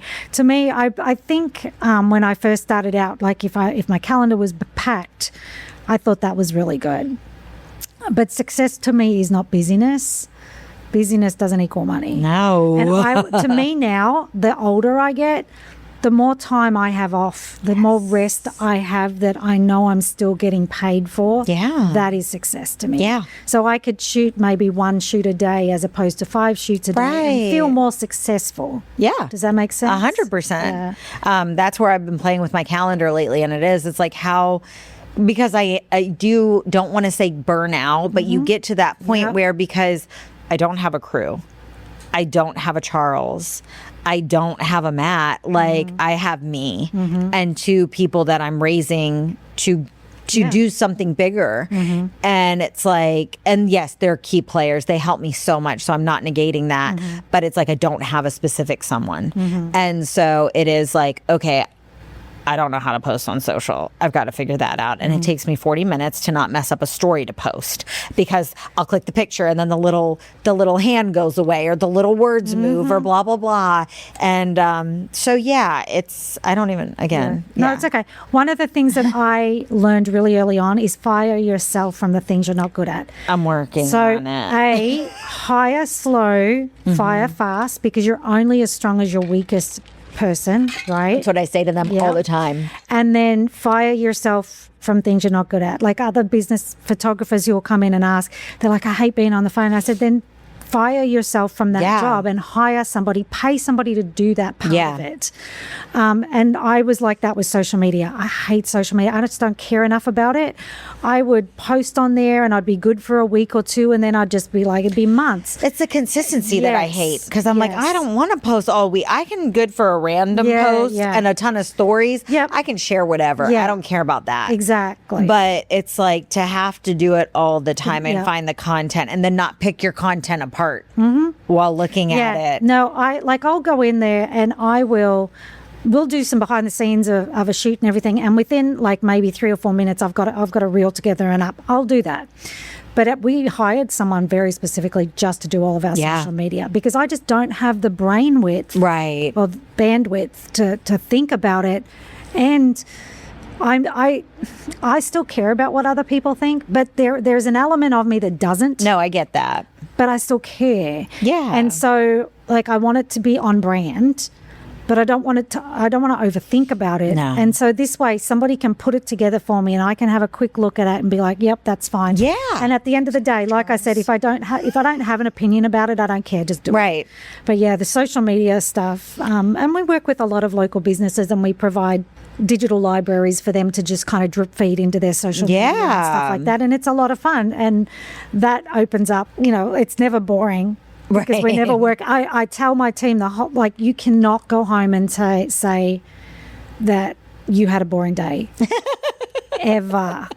We have a lot of interesting experiences here at the studio, a lot of wonderful people. Yeah. But like we said earlier, like there are women who come in here and they sit on that couch and they're in tears. They're crying. We feel like therapists sometimes. Oh, yeah. But yeah, it's never a dull day. No, I totally understand. What has your journey taught you about yourself that you didn't expect? I'm a lot more independent than I thought I could be. See, this is the only version of you I know, so I wouldn't have known any different. Oh, girl. Really? Yeah.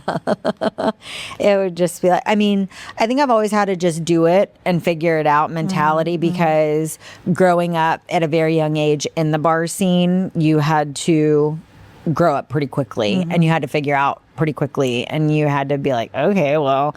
And I remember my dad being like, it doesn't matter if I've agreed with certain things you've done, you are always like a fighter and a survivor in a scenario. And I was just like, okay. My mom was just like, resilience is probably the best word for you. Oh, I love that. Yeah, I would say that it's just figure it out and get it done. Yeah. And the ability to be able to do that sometimes is crazy. And being able to pivot and realizing that pivot doesn't mean failure. Yes. Because it's only failure if you don't learn from it. You're very correct with that. Yeah. And I've had a ton of teachable moments. Teachable moments are what they say in the Fire Academy. That's a teachable moment. Yeah. So yes, I've had a ton of them. And I'm grateful for all of them, despite the pain that comes with some of them. So in those moments when life's gotten hard, what is it that keeps you going? You don't have another choice, because I'm not going to go work for someone else again. So it has to succeed. There's no other option, and you need to figure out how to do it. So I have literally been crying in my pantry, like at my house, and looked up and just been like, I need help because I don't know what else to do. Yeah. And then, you stay up all night, and then it all works out eventually. And so it's like, just let it go. Just maybe not the way we envisioned it. Like this. You can't look like this. When you're a business owner, you got to look like this. There's like no blinders on, and you've got 4 eyes and an extra one flown out somewhere. And I know that you have a faith. And that plays big into it as well, because I know at the end of the day, yes, it's business, and yes, we're human, and yes, I can do all the things that I can do. But at the end of the day, faith is huge for me in my 100%. Business. And I pray the people who need to come in are the people who come in. Yes. I pray for opportunities, and I know that God closes doors. Oh, girl, I will pray all the time. Like, if it is not for me, let it leave me now. But if it is for me, sometimes you need to hit me over the head. Amen. I'll be like, you need to send that person around again. Please, because we missed that rotation. So no, I 100% get that. But it's really funny because whenever I've heavily meditated and prayed about something like that, I've lost what needed to go. And it's like, God's taking the trash out for you, honey. Like, don't even question it. Yeah. Like, because I do, like, you want a 7-person full salon and da-da-da-da-da-da-da-da. And it's like, sometimes that's not for you. That's not your story. Or at least not at this point in your journey. No, it's like there's a niche or there's a something where it's like maybe a smaller luxury boutique is for you, not a big giant space or whatever. And so you just kind of roll with it and just give thanks. I think that's the biggest importance is gratitude for any and every step of the way. Yeah. Because I remember one time I was like, okay, well, I got to pay these people and I got to do this and I got to do that. And then it was like, you know what? Just be grateful that you're in a position that this is your stressor. Yeah. Because it could be so much worse, and it has been. Yeah. Like, I've been like, I hope I can pay my electric, you know, when you're in your 20s or something. And it's like, now you're like, okay. Yeah. I think a lot of times for me, like where faith comes into it, I know that every January, February, it's slower. Yes. Right? Because people have just spent all the money on. Do not stress that. But I do. I think all of us do, where you just notice, you're like, okay. You know, it's like, or during COVID, everything was slammed for 2 years because there was so much catch up. Yeah. And that's when I got into it. Yeah. And then I realized a normal wedding season. Yes. And you're like, is this okay? Yeah.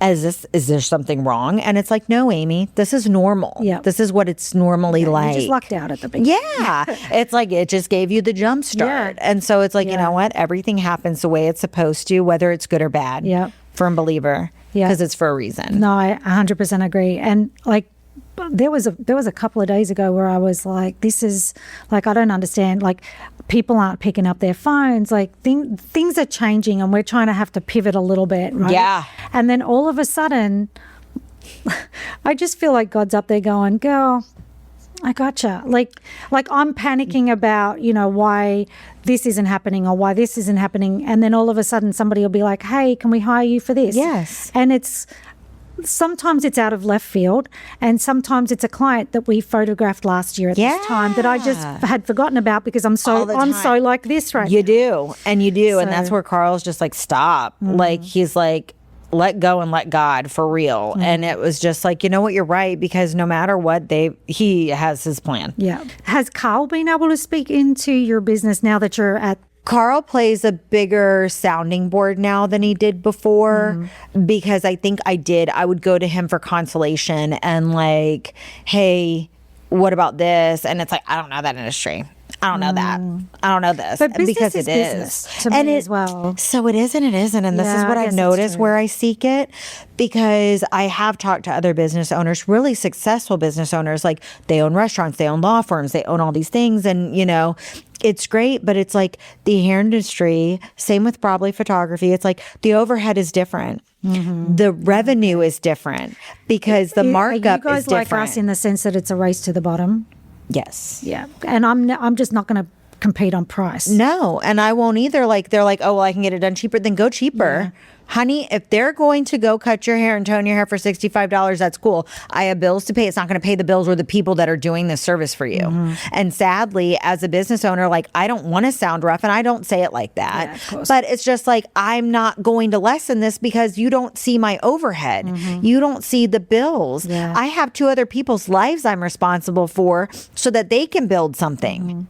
Yeah. It's not that easy. And I think pricing, a big thing that like at least in our field, people don't think of they don't price their product or their pricing to take into consideration the cost of goods. No. So people might say, well, it's only costing me $10 to print an 8x10. Okay, at Walmart. Right. My artwork is coming in from Italy, and I have a team, and I have overhead, and I have this. I can't just charge $20 for an 8x10. I cannot. Well, you shouldn't, number one, okay? Because you're also, it's like, no, I mean, look at the quality of the pictures, okay? Like, I don't care that that's a 4x3 or whatever it is. It's like, no, there's a difference.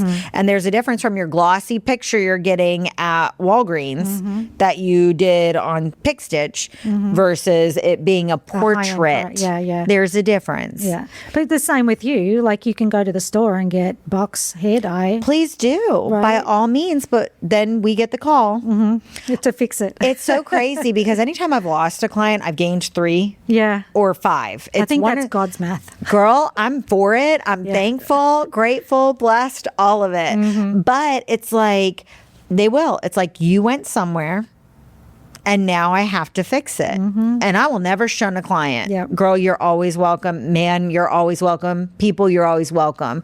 But it has literally been in the last 4 months that I have had to fix so many people's hair. And it was either from another salon, or they tried it at home, or their dad referred them to somebody and they went there and it was only going to be $200 and all this other stuff. And I'm just like, and I think it's with age, you get what you pay for. And you understand the meaning of that a lot more when it comes to that. And even now I'm looking at our prices compared to some salons are actually charging for a blowout after the service. Like it's an add-on or you leave wet. And I'm like, how can you responsibly do that to a client? Because you're not even seeing what the outcome is. That to me would be the equivalent of giving out a raw digital image or something. It's not a finished product. That's what I'm saying. And it's like, you're letting your client leave without seeing what you accomplished and you even knowing that it was right. So it's just really weird to me, these add-ons that are happening, but they'll say a partial is $200. Oh, but if you want the blowout and a style, it's going to be $285 or something like that. As it would just put it all inclusive. Or I've got girls now that are telling me, oh, well, does the makeup include lashes? I'm not going to nickel and dime you and be like, our base price is X, but you've got to pay X for lashes on top of it. No. Because it's part of the finished product. It's just crazy some of the way these people are doing it to bait them. And then if they don't look at that contract or they don't look at that overall pricing, oh, well, you're leaving wet, Fran. Sorry. You didn't book a blowout. And it's just like, how can you in good conscience do that as a business owner and just an ethically sourced hairstylist? It's crazy to me. Do you have a lot of other business owners that you do brainstorm with? Or? So I do and I don't. I did for a little while. The bad thing is, and no offense to anybody who's my friend if you watch this, I get along better with males. Always have. Don't know why. I mean, even growing up, I grew up with boys in my neighborhood. My dad took me to Boy Scouts with him. Like, I was the boy my dad didn't have. Then he had my son, and then my son is the boy he never had. But it's like, so I talk to these men that don't own salons, that they own restaurants or they own a law firm. And they give me sound advice, and it's great advice. But again, you can't always adhere to that. But I do have one amazing girl. I'm going to shout you out, Ashley at Salon 7. She has been the best sounding board for a mentor for me. If I'm like, hey, girl, I don't know what to do. And she's like, girl, I wish I had someone that would have helped me out. And she has just been such a good cheerleader. So, and I talked to you. But I did try to do a couple networking things here. Unsuccessfully. They were just really not very friendly. So my thing with networking events is it's the same people and they're not my clients. Right. And it's the same faces at the same networking events and they're not my clients. I get that. I mean, yes, I'm part of the chamber and I show up for the chamber because that's my way of giving back to the community. But I think sometimes it's just hard to find, we're busy. And time is money. And I remember when I first started out, and I will still, I mean, it's been 17 years. Well, it's probably been 15 because I think I'd been doing it for a couple of years first. But I was going to coffees with other photographers and I was doing that. And then my neighbor, who's one of my really good friends still to this day, said to me, you realize that every time you go out to coffee, that's $250 that you could be having a paying client. And I'm like, and that hit different. I get that. Because we're literally just shooting the breeze. It was a once a week, we'd get together and it was called Coffee Talk. And it was great. It was good because we were all photographers and we were young mums and all of this kind of stuff. But when you sat down and you really thought about it, that's an hour of your time and that you're not valuing. And that changed my whole perspective on things. And I mean, I know what my hourly is and I make sure that it's, if I have somebody coming in here to learn, then they're paying that for an hourly. And I'm an open book. I will tell anybody anything because at the end of the day, they can go and do whatever they want to their business, but and they can copy me and they can do all the things, but they're not me. No, they will never duplicate it. No. And I agree with you. And that's where it's like, I don't have a problem sharing something. I don't have a problem teaching you how I do things because I want you to be the best. But yeah. Well, and if we all are at that level, then that level of pricing becomes normal. Amen. And that's where it's also just like, I guess I'm more choosy with my time. Yeah. And that's how I've lost friends because I'm tired. I need to sit at home. No, I'm tired.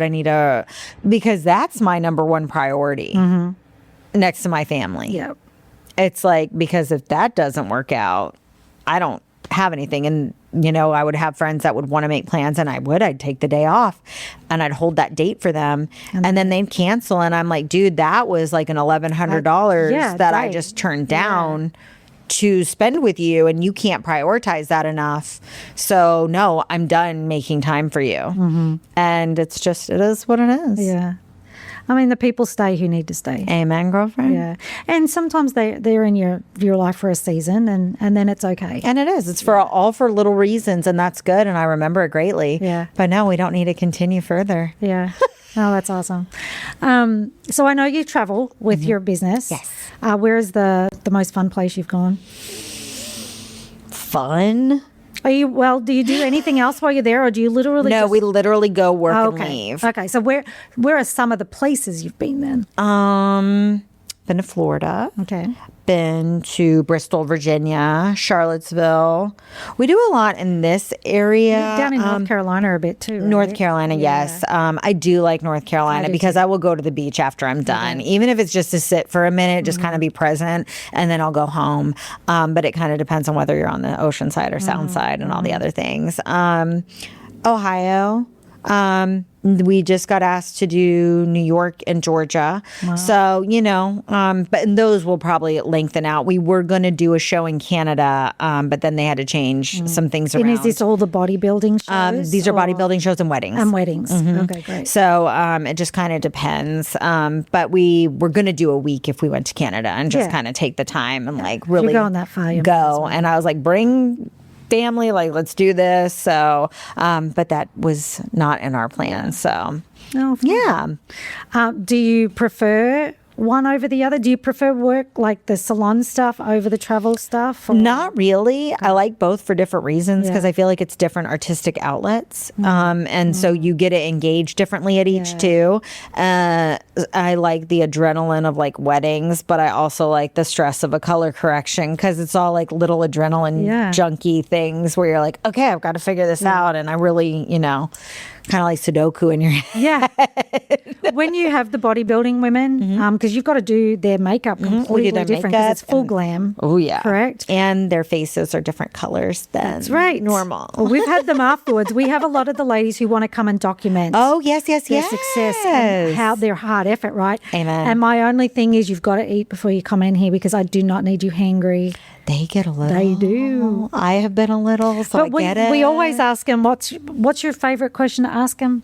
Like, what's your favorite muscle that you work the hardest to? And then we make sure we photograph that because they have worked the hardest on those. It is. It's such a difference because it's sculpting stuff. Yeah. It's ridiculous. It's crazy. What you go through and how you balance that. And they're very interesting to photograph too because when they're being photographed on stage and they're presenting on stage, they have to do the poses and stuff. So when they first get in here, they're doing that. It's so hard to condition out of that. Yeah. And then, so we let them do it. We let them do it. But you can always, when we're looking at the photos, you can always tell where they started to where they ended because they're just a lot softer and more fluid by the end. At the beginning, they're like, trying to, and we use the lights to really pop their muscles. I mean, they look good anyway. Lighting does amazing wonders. They're a lot of fun to work with. Oh yeah. No, I wish I would have done more when I was competing. Really? So yeah. Oh yeah. I never did like a professional shoot because you have such bad body dysmorphia.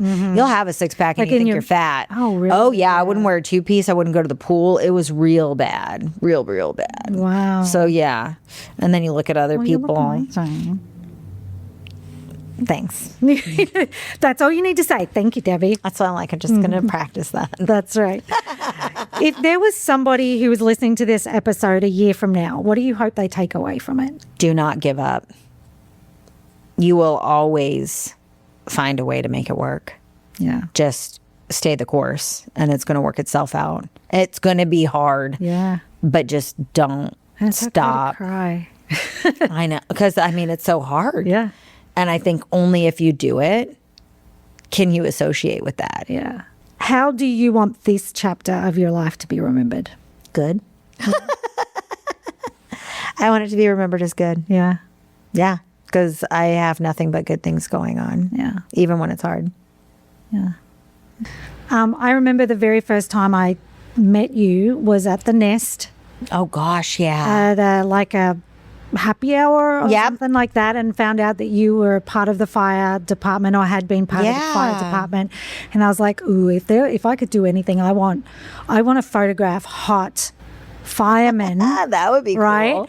And then you're like, yeah. They're not. It's a misconception. They're not really that. They're not really that good looking. They tend to be overweight, or you know what? I'm like, no, don't disillusion me. It would literally be like 1 out of 8, maybe. Now, Virginia Beach, Newport News, if you're in Richmond, like little different standards. Yeah. California, Florida, different standards. So we're not going to be able to make one of those really cute.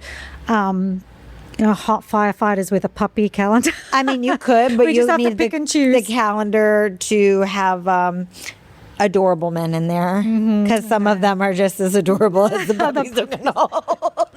That's hilarious. So why don't you tell me a little bit about your time in the fire department, fire brigade?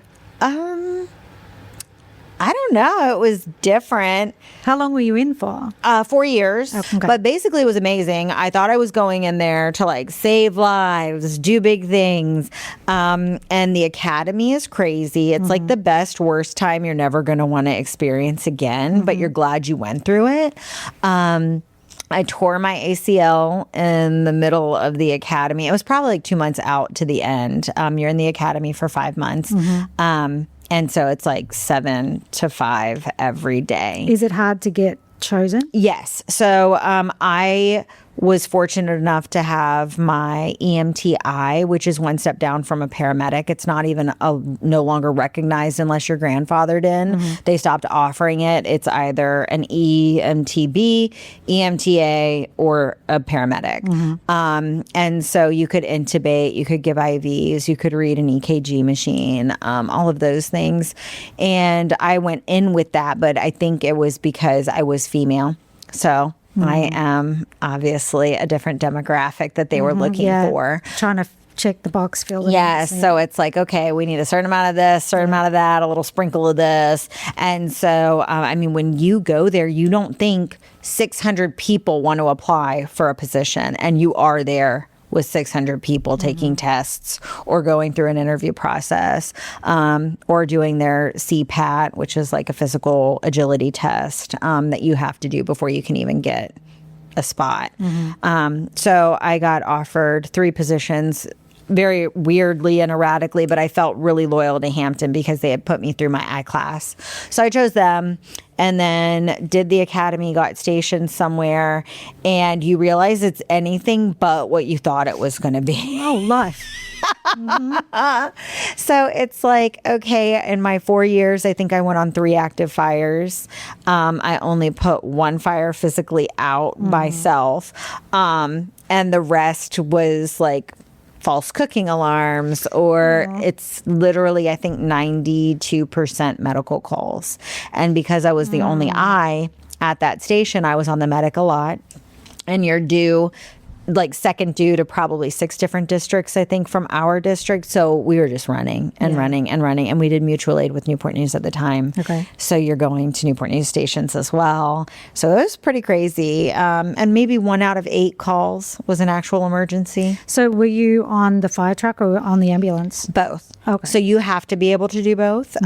So you'll go on a rotation. But because I was more of a medic, I had to ride the ambulance a lot more than I got to ride the fire truck. What made you want to go into that anyway? I was doing nutritional seminars for the nutrition corners that my husband runs. Okay. And I went to James City County, and I was doing a nutritional seminar, and it turned out that the chief there, Carrie Henderson, she cheerleaded with my sister back in high school. So we started talking. And then she's like, you should really apply. Like, you would be really good at this, da da da. And so the more I researched, and I would look up YouTube videos while working the stores and stuff. And I was like, okay, I mean, like, maybe I could just see. And I went through their process, and they had a lot of people with certification supply. So I didn't get there. And they were like, hey, what I would do is go get some certs. And then you can apply. And so that's where do you get the certs? So you can go to school like Thomas Nelson or a regular college. I went through a volunteer department. So you can apply to be a volunteer and they will put you through classes. Oh, that's cool. And and all you have to do is volunteer one day a month and you stay a 24-hour shift and then they help you obtain them. And so Hampton was really cool and they were like, hey, come volunteer. We'll put you through this I-class full time that's coming up and then you'll have a cert and you'll be good to go. And so that's what I did. As a kid, no, is any of the way your life turned out anything that you would have thought would have? No. Yeah. Not even remotely close. Yeah. But I'm grateful for all of it.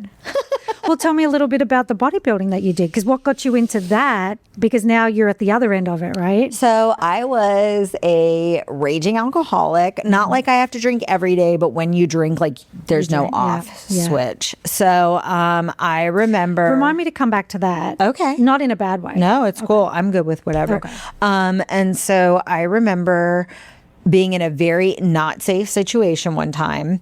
And when I finally got out of the situation, I was like, I got to get my life together. I am going to get fat. I'm going to, lose control and I'm probably going to die.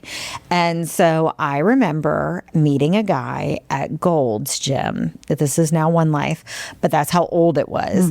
And I was like, I'm going to look him up on Facebook. Turned out we were already friends. His name's Carl.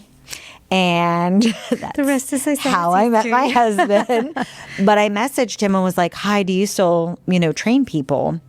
And he was like, yeah, I looked at your pictures. I didn't know he did show training. I didn't know how intense or regimented it was. I just knew him as a trainer at Gold's. And he was like, I can meet you. And so we met on November 14th, 2011. And I'm like, well, I'm not going to not have vodka and I'm not going to not do this. And I have to do this and blah, blah, blah. And he's like, I don't think I'm the guy for you. And I knew deep down, I'm like, you're the only guy I got right now that's going to help me get out of this. So I was like, no. And he's like, okay, well, I'm X amount, for a month. And I was like, that's fine. Sure didn't have that, but I was going to figure out how to make it. And I'm like, okay, cool. So I paid him for a month. And then I went. So your whole marriage started with you paying your husband? Yeah, baby. The way it always does. Well, that was like when I finally started competing. Even though he said, I'll never date a competitor. I said, well, I want to compete because I saw their shiny Were suits. you guys dating at this point? So we started dating New Year's Eve that year. He was like, oh, I owed him coffee. I was like, right. Okay. So we went and hung out for a little bit and then we never stopped hanging out. And so I went to a bodybuilding show with him because one of my friends, he was training and we were dating. And I was like, I want to do that. And he was like, I said I was never going to do this. And I was like, well, I want to do it. So he trained me. And I remember one of the girls was like, yeah, coaches are just so expensive, blah, blah, blah. And I was like, I don't know. I sleep with mine. I love it. And I said, I'm just kidding. He's my boyfriend. But, it was just a funny thing. Yeah. So no, that's how I got into it. Wow. And I competed until 2015. And then I dieted for so long because I really wanted to get my pro card. And at the time, you could go to the Yorktown, which is like a world renowned show. And you could compete as an amateur and get your pro card. And I would always get second and open, never first. And so after that, I was like, I'm done. Like, I can't do it anymore because I dieted for 54 weeks for that show. And it was just too much. Oh, girl, it was bad. I remember at one point in the middle of it, Carl was like, just stop. Let's go to my mom's. You can eat whatever you want for the weekend, and then we got to get back on track. And I was like, okay, because I was losing it. We normally only do 6-month cuts. And so a year was too much for me. Wow. But yeah. So, do you have any photos of that? Could you maybe send us a couple for Charles to throw into the video? Sure. Awesome. How was it dating? Like, I just feel like in my head, if I dated somebody who was trying to make me look good, it would mess with my... It was hysterical. So one time I remember showing up. This was when he managed the One Life Express. Like, he'd be totally judging me the whole time or something. No, definitely didn't think that. Okay. I never even went there. Okay, that's but good. I just remember he was like, I'm eating in his office. And this was like like probably 3 months into my cut. And he's like, what are you eating? And I was like, oats. And he was like, what kind of oats? And I was like, steel cut oats. And he was like, that's not what you're supposed to be eating.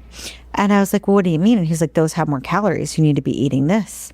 And I was like, I threw it in the trash so hard. Yeah, this is in his professional office setting. I was like, fine, I'll just effing starve to death. And I left. And I was like... Oh my gosh. But no, and I mean, I would call him crying at work, like, why did you cut my almonds? And he's like, because you got to cut calories somewhere. And I was just like, but what am I supposed to do with 7 almonds? And he's like, eat them slowly. Suck on them.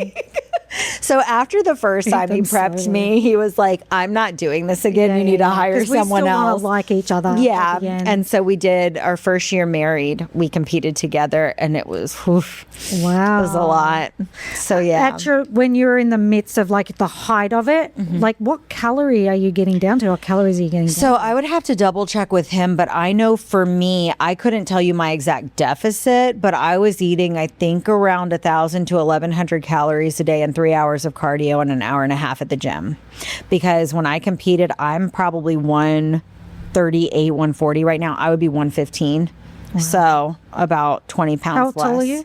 I'm 5'2". Okay, same my height. So yeah, so 20 pounds less than what I weigh right now, but you just look so full because that's all people see as a picture. They don't see you compared to like a normal person. So you're really tiny, but they think you're this jacked human being. So it's pretty funny. Wow. Yeah. Did you like have a specific muscle that you liked?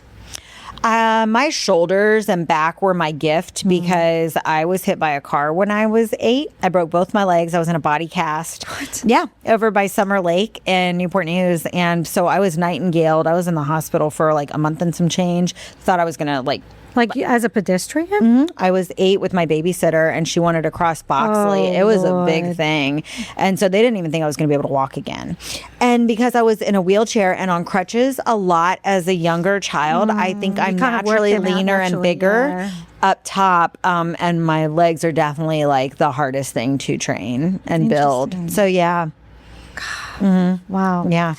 So I said I wanted to go back to the alcohol. So what made you stop drinking? Like, what was it that you just one day woke up really? Because I wanted to compete. And I remember Carl had only seen me drunk twice in our relation. No, I think just the one time. Because girl, before I started for that show, I remember it was February 19th. It was the day I had to start prep. I went out. I went to Trader Joe's, spent $89 on junk food. I ate it all. I went to Hooters and met up with some friends. I ate there too. I went to, I think it was called Brick House or Ice House. I can't remember. It was over in this ghetto shopping center in Denby. And it was a big bar. And I went there, sloshed. Had to call Carl. I was like, how mad would you be if you had to pick me up? And he comes to pick me up. I am peeing in the parking lot with a cigarette, talking to this girl that I just met about how we were going to start a business on nutrition and nursing. Okay. Okay. Because I'd buy nutrition from you in this state that you're currently explaining. It was $1 million idea, Debbie, okay? I still know the girl on Facebook. Who was going to be the nurse? Day. The nurse. She was going to do the nursing? Yeah, like she was a nurse. And then I was like, girl, I know about nutrition. Blah, blah. Okay. And so he had to come pick me up like that. And I stopped drinking. And then I want to say 6 years later, I thought I could handle it. I was really stressed with the fire department stuff and things going on there. And it's just not a healthy environment at all. You're sleep deprived. So that increases anxiety, depression, all the things. And so I started to try to think I could drink again. And that slowly went downhill. And so I was like, okay, I can't do that anymore. And I haven't drank since. And that's amazing. I know in my head, like, it doesn't matter what size I am, I just think I'm fat. Right. So can you talk a little bit about, and I don't know if that's all women. I don't know because I just know what's in here, right? Yeah. But can you talk about that with the, like the body dysmorphia with the working out? So it's funny because when I was normal before competing or anything, you're like, oh, I'm hot, whatever. I can go compete in Hawaiian tropics or I can go do this. And I did. And then I did. That's low key, What did they say? Bragging. Yeah. Yeah, That's so I low-key. did. I I love don't care. it. I'll be low key all day. No, I My love son it. will. I listen to my kids talk, and they'll be low key, low key, low key, low key, low key, or clock it, or cap. I don't even know. I'm like, whatever. You look snatched, Amy. Snatched. I did. You haven't seen me naked now. It's okay. Coming from boudoir with That's why I don't, because of body dysmorphia. But now, so you're like, okay, I'm not that bad, but I know I could be better. And then you get into it. And so you're like, okay, you start comparing yourself to the other girls competing, and you see them with a 6-pack or striations. Are you comparing yourself to other women who are 5'2"? Or You don't know. It's what you see. Okay, yeah, I guess because that was when social media was first coming out. So it's, I got my first Facebook was because I wanted to play Fish with Friends or whatever it was called.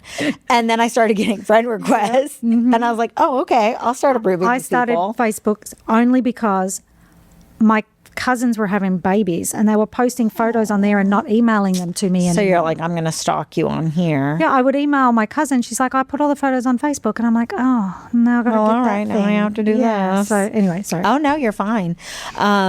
So it slowly started with Carl training, because I remember I started having a small eating disorder with the restrictive dieting that he had me on. And I was going to the bar, and I would bring Fresh Market pastries with me, but I would bring a gallon of water, and I would eat the pastries, but I would drink a quarter of a gallon of water because I knew I could throw it up quicker that way. And I told him, as soon as I started noticing this become like an actual habit, I'm like, hey, I'm eating everything, but I'm also doing this. And he's like, hey, let's taper this back then. We need to give you some more variety, and we need to do this, we need to do that. He made sure everything stayed healthy the whole time and was very communicative with me as we were going through it. And so he fixed that. That went away. Everything was cool. It also didn't help that I worked at a go-go bar. So What's a go-go bar? Oh, girl, exotic dancers. Oh, yes. Okay. So you're looking at everybody Can and you're pole doing dance? things. We've got a pole behind you. Yeah. You can? Yeah. Love it. I'm like, yes. I love this for you. Thanks. Okay. That's why my body's a wreck now. Lots of contorting or contortioning. But yeah. So anyway, so then you're like, probably, I would say after you get to a 4-month deficit into it is where you start having the body dysmorphia, because you have a 6-pack, and it's like you still need to be leaner, or you have a little cellulite still under your butt, you have to be leaner. Do you feel guilty when you eat food? And I wouldn't say no, because you're starving at that point, girl. You're like, give me whatever. Like, I remember my boss at the law firm was like, you ate like a prisoner. And you didn't even realize it. Like, I would be like hovered over my food and kind of like, and he was like, and it would be gone. Or sometimes Paula would make me shut the door to her office because I would eat like this with my almonds. to make them so last I for could those make 7 them last. almonds Make them last for 20 minutes. 'Cause Yeah. she's like, "What are you eating out there?" And I was like, "Shut your door." Like, it's like, just let me do this. I'm like, Go and eat your half a pound of almonds. So I was like, just let me do this, thanks. And so then it was like the kids wanted to go to the pool. I would wear shorts and a t-shirt. Like, I felt fat. And you look amazing compared to the general population, but you have no idea. And it's just like, I just have to be leaner. Oh my gosh, my 6-pack isn't showing right now. I have to be leaner. And you would still have your obliques and everything, but your abs don't normally even come out as females until like 2 to 3 weeks prior, and they're gone first. Yeah. You're not genetically designed to do that. You're genetically designed to host babies. So babies like that. So it was a struggle for sure. Yeah. How was getting pregnant for you then? Oh, that was all before that, baby. I know, but then when you got pregnant, did you have the body dysmorphia? No, because I hadn't competed or anything when I was pregnant, because all of this was after. Oh. Yeah, that's why I was like, girl, Landon's 21. I'm 41. I had Landon when I was 20. Yeah. We started really early. Okay. That makes Well, sense. I had energy. Yeah. No kidding. I've got some friends. I mean, even Charles, he had Drake when he was in his 40s. Yeah. And I'm like, No, my girlfriend Meredith has a 9-year-old, and I was just like, I don't know how you do everything. Yeah, like, I used to think pray. God made it like that so that we would have the energy. Amen. I was a grandma at 47. Yeah. Could you imagine starting and having a 3-year-old at 47? No. Sorry, Charles. No, I prefer it. No, and so there is pros and cons, I feel, to that, because I was not near as present as I should have been with my son being a younger and mother. also, we didn't have the money that we do now. No. So there's different things. Like, I know I would cherish so much more having a child now, which is why I love my godson, because I'm just going to love on his little chunk of himself. Not that I raise my grandson because they're in Colorado, but he gets treated totally different. Like I do, my husband and I do things with him that we would never have done with our children. No. Like he wants to go do something and my husband's like, oh, okay, let's go. No, we would not have done that. That sounds swell, bud. Let's get in the car. Oh, no, 100%. I remember telling the kids. We drove him to Buc-ee's because he wanted to go to Buc-ee's. Buc-ee's was an hour away. I love that. He wanted to go to the mountains. We drove to the mountains. That's good, though. Like, that's what we get to do as grandparents. Oh, no. And it's amazing. But we would never have done that with our kids. Oh, no. I just told this story yesterday at the salon. I remember Carl and I were both dieting for a show. And I don't know if Carl worked that day or Carl was home. I have no remember. But we were in the middle of dieting. And the boys wanted to go to Busch Gardens. And the thought to me was so daunting that I said, give me just a second. They're at capacity today. I don't think we're going to be able to get in. You lied to your children. I took them to the pool instead, but I was like, I don't have the energy to go there today. Capacity of it. And so, Well, and then you're out in the heat, which drains you as well. And if you don't have it's more just you don't want to people because you smell the food. It's all of the little social anxieties that come with dieting for a show. Like I have when you're dieting for the show, like obviously you're not dieting your children. No. Right? I forced food on Landon, God bless that man, because I would be like, buddy, are you sure you don't want pizza? And he'd be like, no, I just want a sandwich. And I'm like, but doesn't the pizza sound like better? Yeah. Like, do you want a brownie? No, I'm full. Are you sure? This boy ate fried bread with chocolate in it because I saw a video about it. I said, well, you just try this for me. and tell me, what does it taste like? Let's dissect that. Oh my gosh. Oh no, God bless him. And one day my coach was pre-prepping me to see if I would peak the right way that we wanted to on stage. And Landon was like 7 and he's like, I'll do it with you. And I was like, okay, cool. And so I'm like, all right, we got to eat again, buddy. And he was like, again? And I was like, yep, again. And I was like, you want your pizza now or then? And then he was like, and I have those little pictures and a little tidy whities and everything. He's like, I'm going to post too, Mom. And I was like, okay. It was that's hilarious. It's a really good moment for us though. What is one beauty trend you secretly wish would disappear forever? I guess really heavy contouring and making people think that it actually looks natural unless you're taking a picture. Okay. Yeah. Because makeup for photography is completely 100% different than you walking around in real life with dirt on your face. And we try to explain that to our clients because they don't see it. But I have to photographs differently. I have to explain it to brides too because they'll want a heavy contour and I'm like, let me see your photographer. Because if they're a lighter photography, sometimes you can do it. Yeah. If they darken the photos at all, though, you see nothing but where that was. And it's like, girl, your pictures are going to be ruined. Yep. Absolutely. What is the most ridiculous thing a client has ever asked for you to do? It was extensions installed by someone else.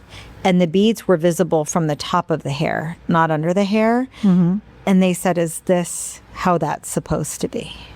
Did you have to fix them? Oh, yeah. I had to take them all out and everything. I was like, honey, this is anything but how it's supposed to look. It was crazy. And I don't know if that's the most ridiculous thing or not, but that's the most like, whoa thing that I've had to like deal with. We have some clients sometimes who'll come in and their hair is just really dirty. That's a good one. Sorry, yes. Yeah. Can I come with my hair dirty? I don't want to wash it before we show up. Well, when was the last time you washed your hair? 9 days ago. And I said, I'm not like, I mean, I would never write this to them, but it's like, that's not even just like, that's a health issue. Yeah. Like, and our hot tools on that fumes bacteria towards us.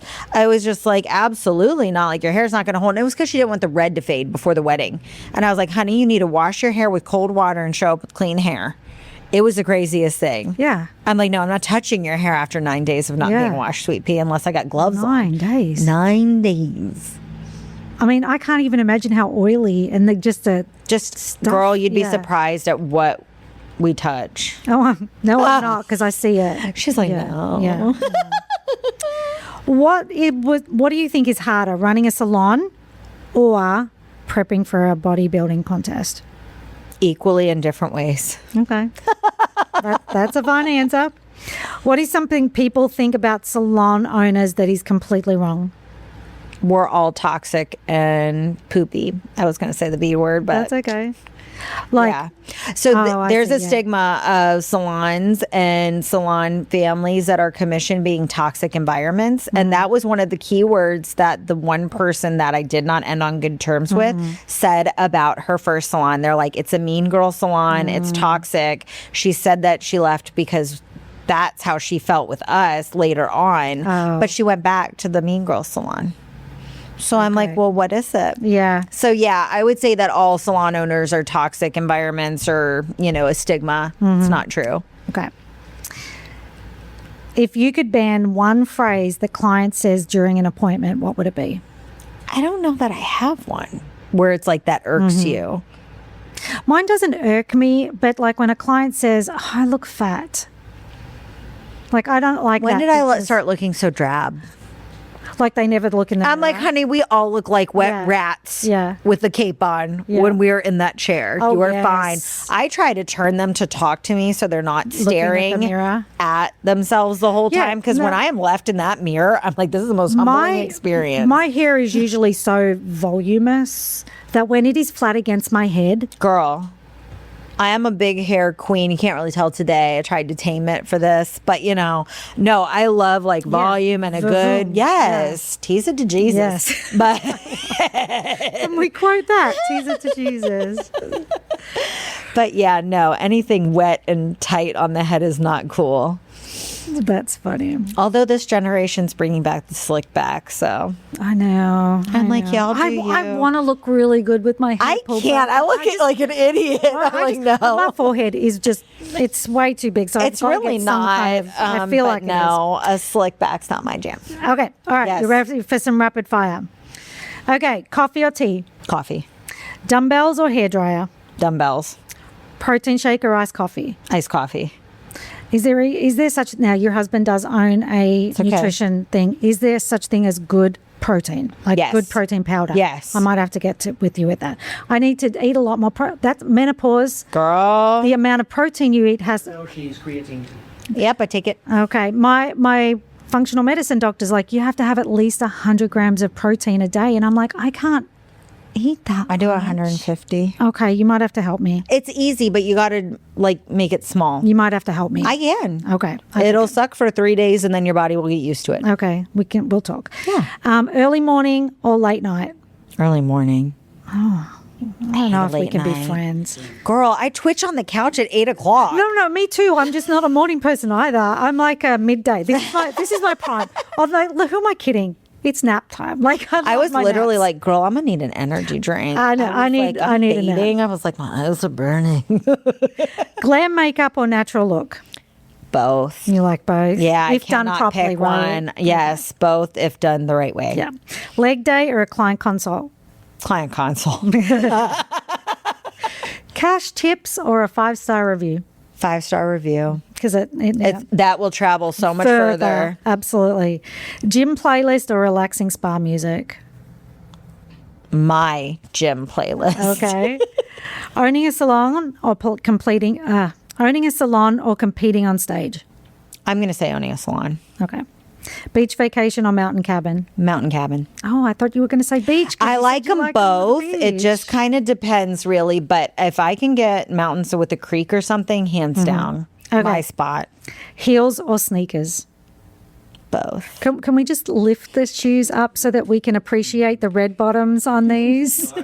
I got it to where I see the foot everywhere. Good. Yeah, Excellent. they're like my... Because anybody who will stand in these deserves kudos because they are not the most comfortable. Dude, they look amazing. They're my obsession, and that was my I'm going to reward myself thing. Even in the fire department, I work 3 concerts, I get a pair of shoes. I do this. Girl math, it doesn't affect your budget. So these are my things. Well, and they look phenomenal, and we love photographing them. So where can people find you?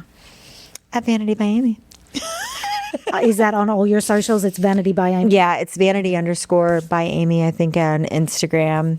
And then the rest are all Vanity by Amy. Okay. And then where are you actually physically located? We are physically located at 5906 George Washington Memorial Highway, Suite I, Yorktown, Virginia. Mm-hmm. If anybody knows where the comic store is in Virginia, Yorktown, that's the best staple point. It's the same shopping area as that. And all the black and white dry cleaners. Yes. Kentucky Fried Chicken dry cleaners. That's right. This is what everybody calls it here. So yes.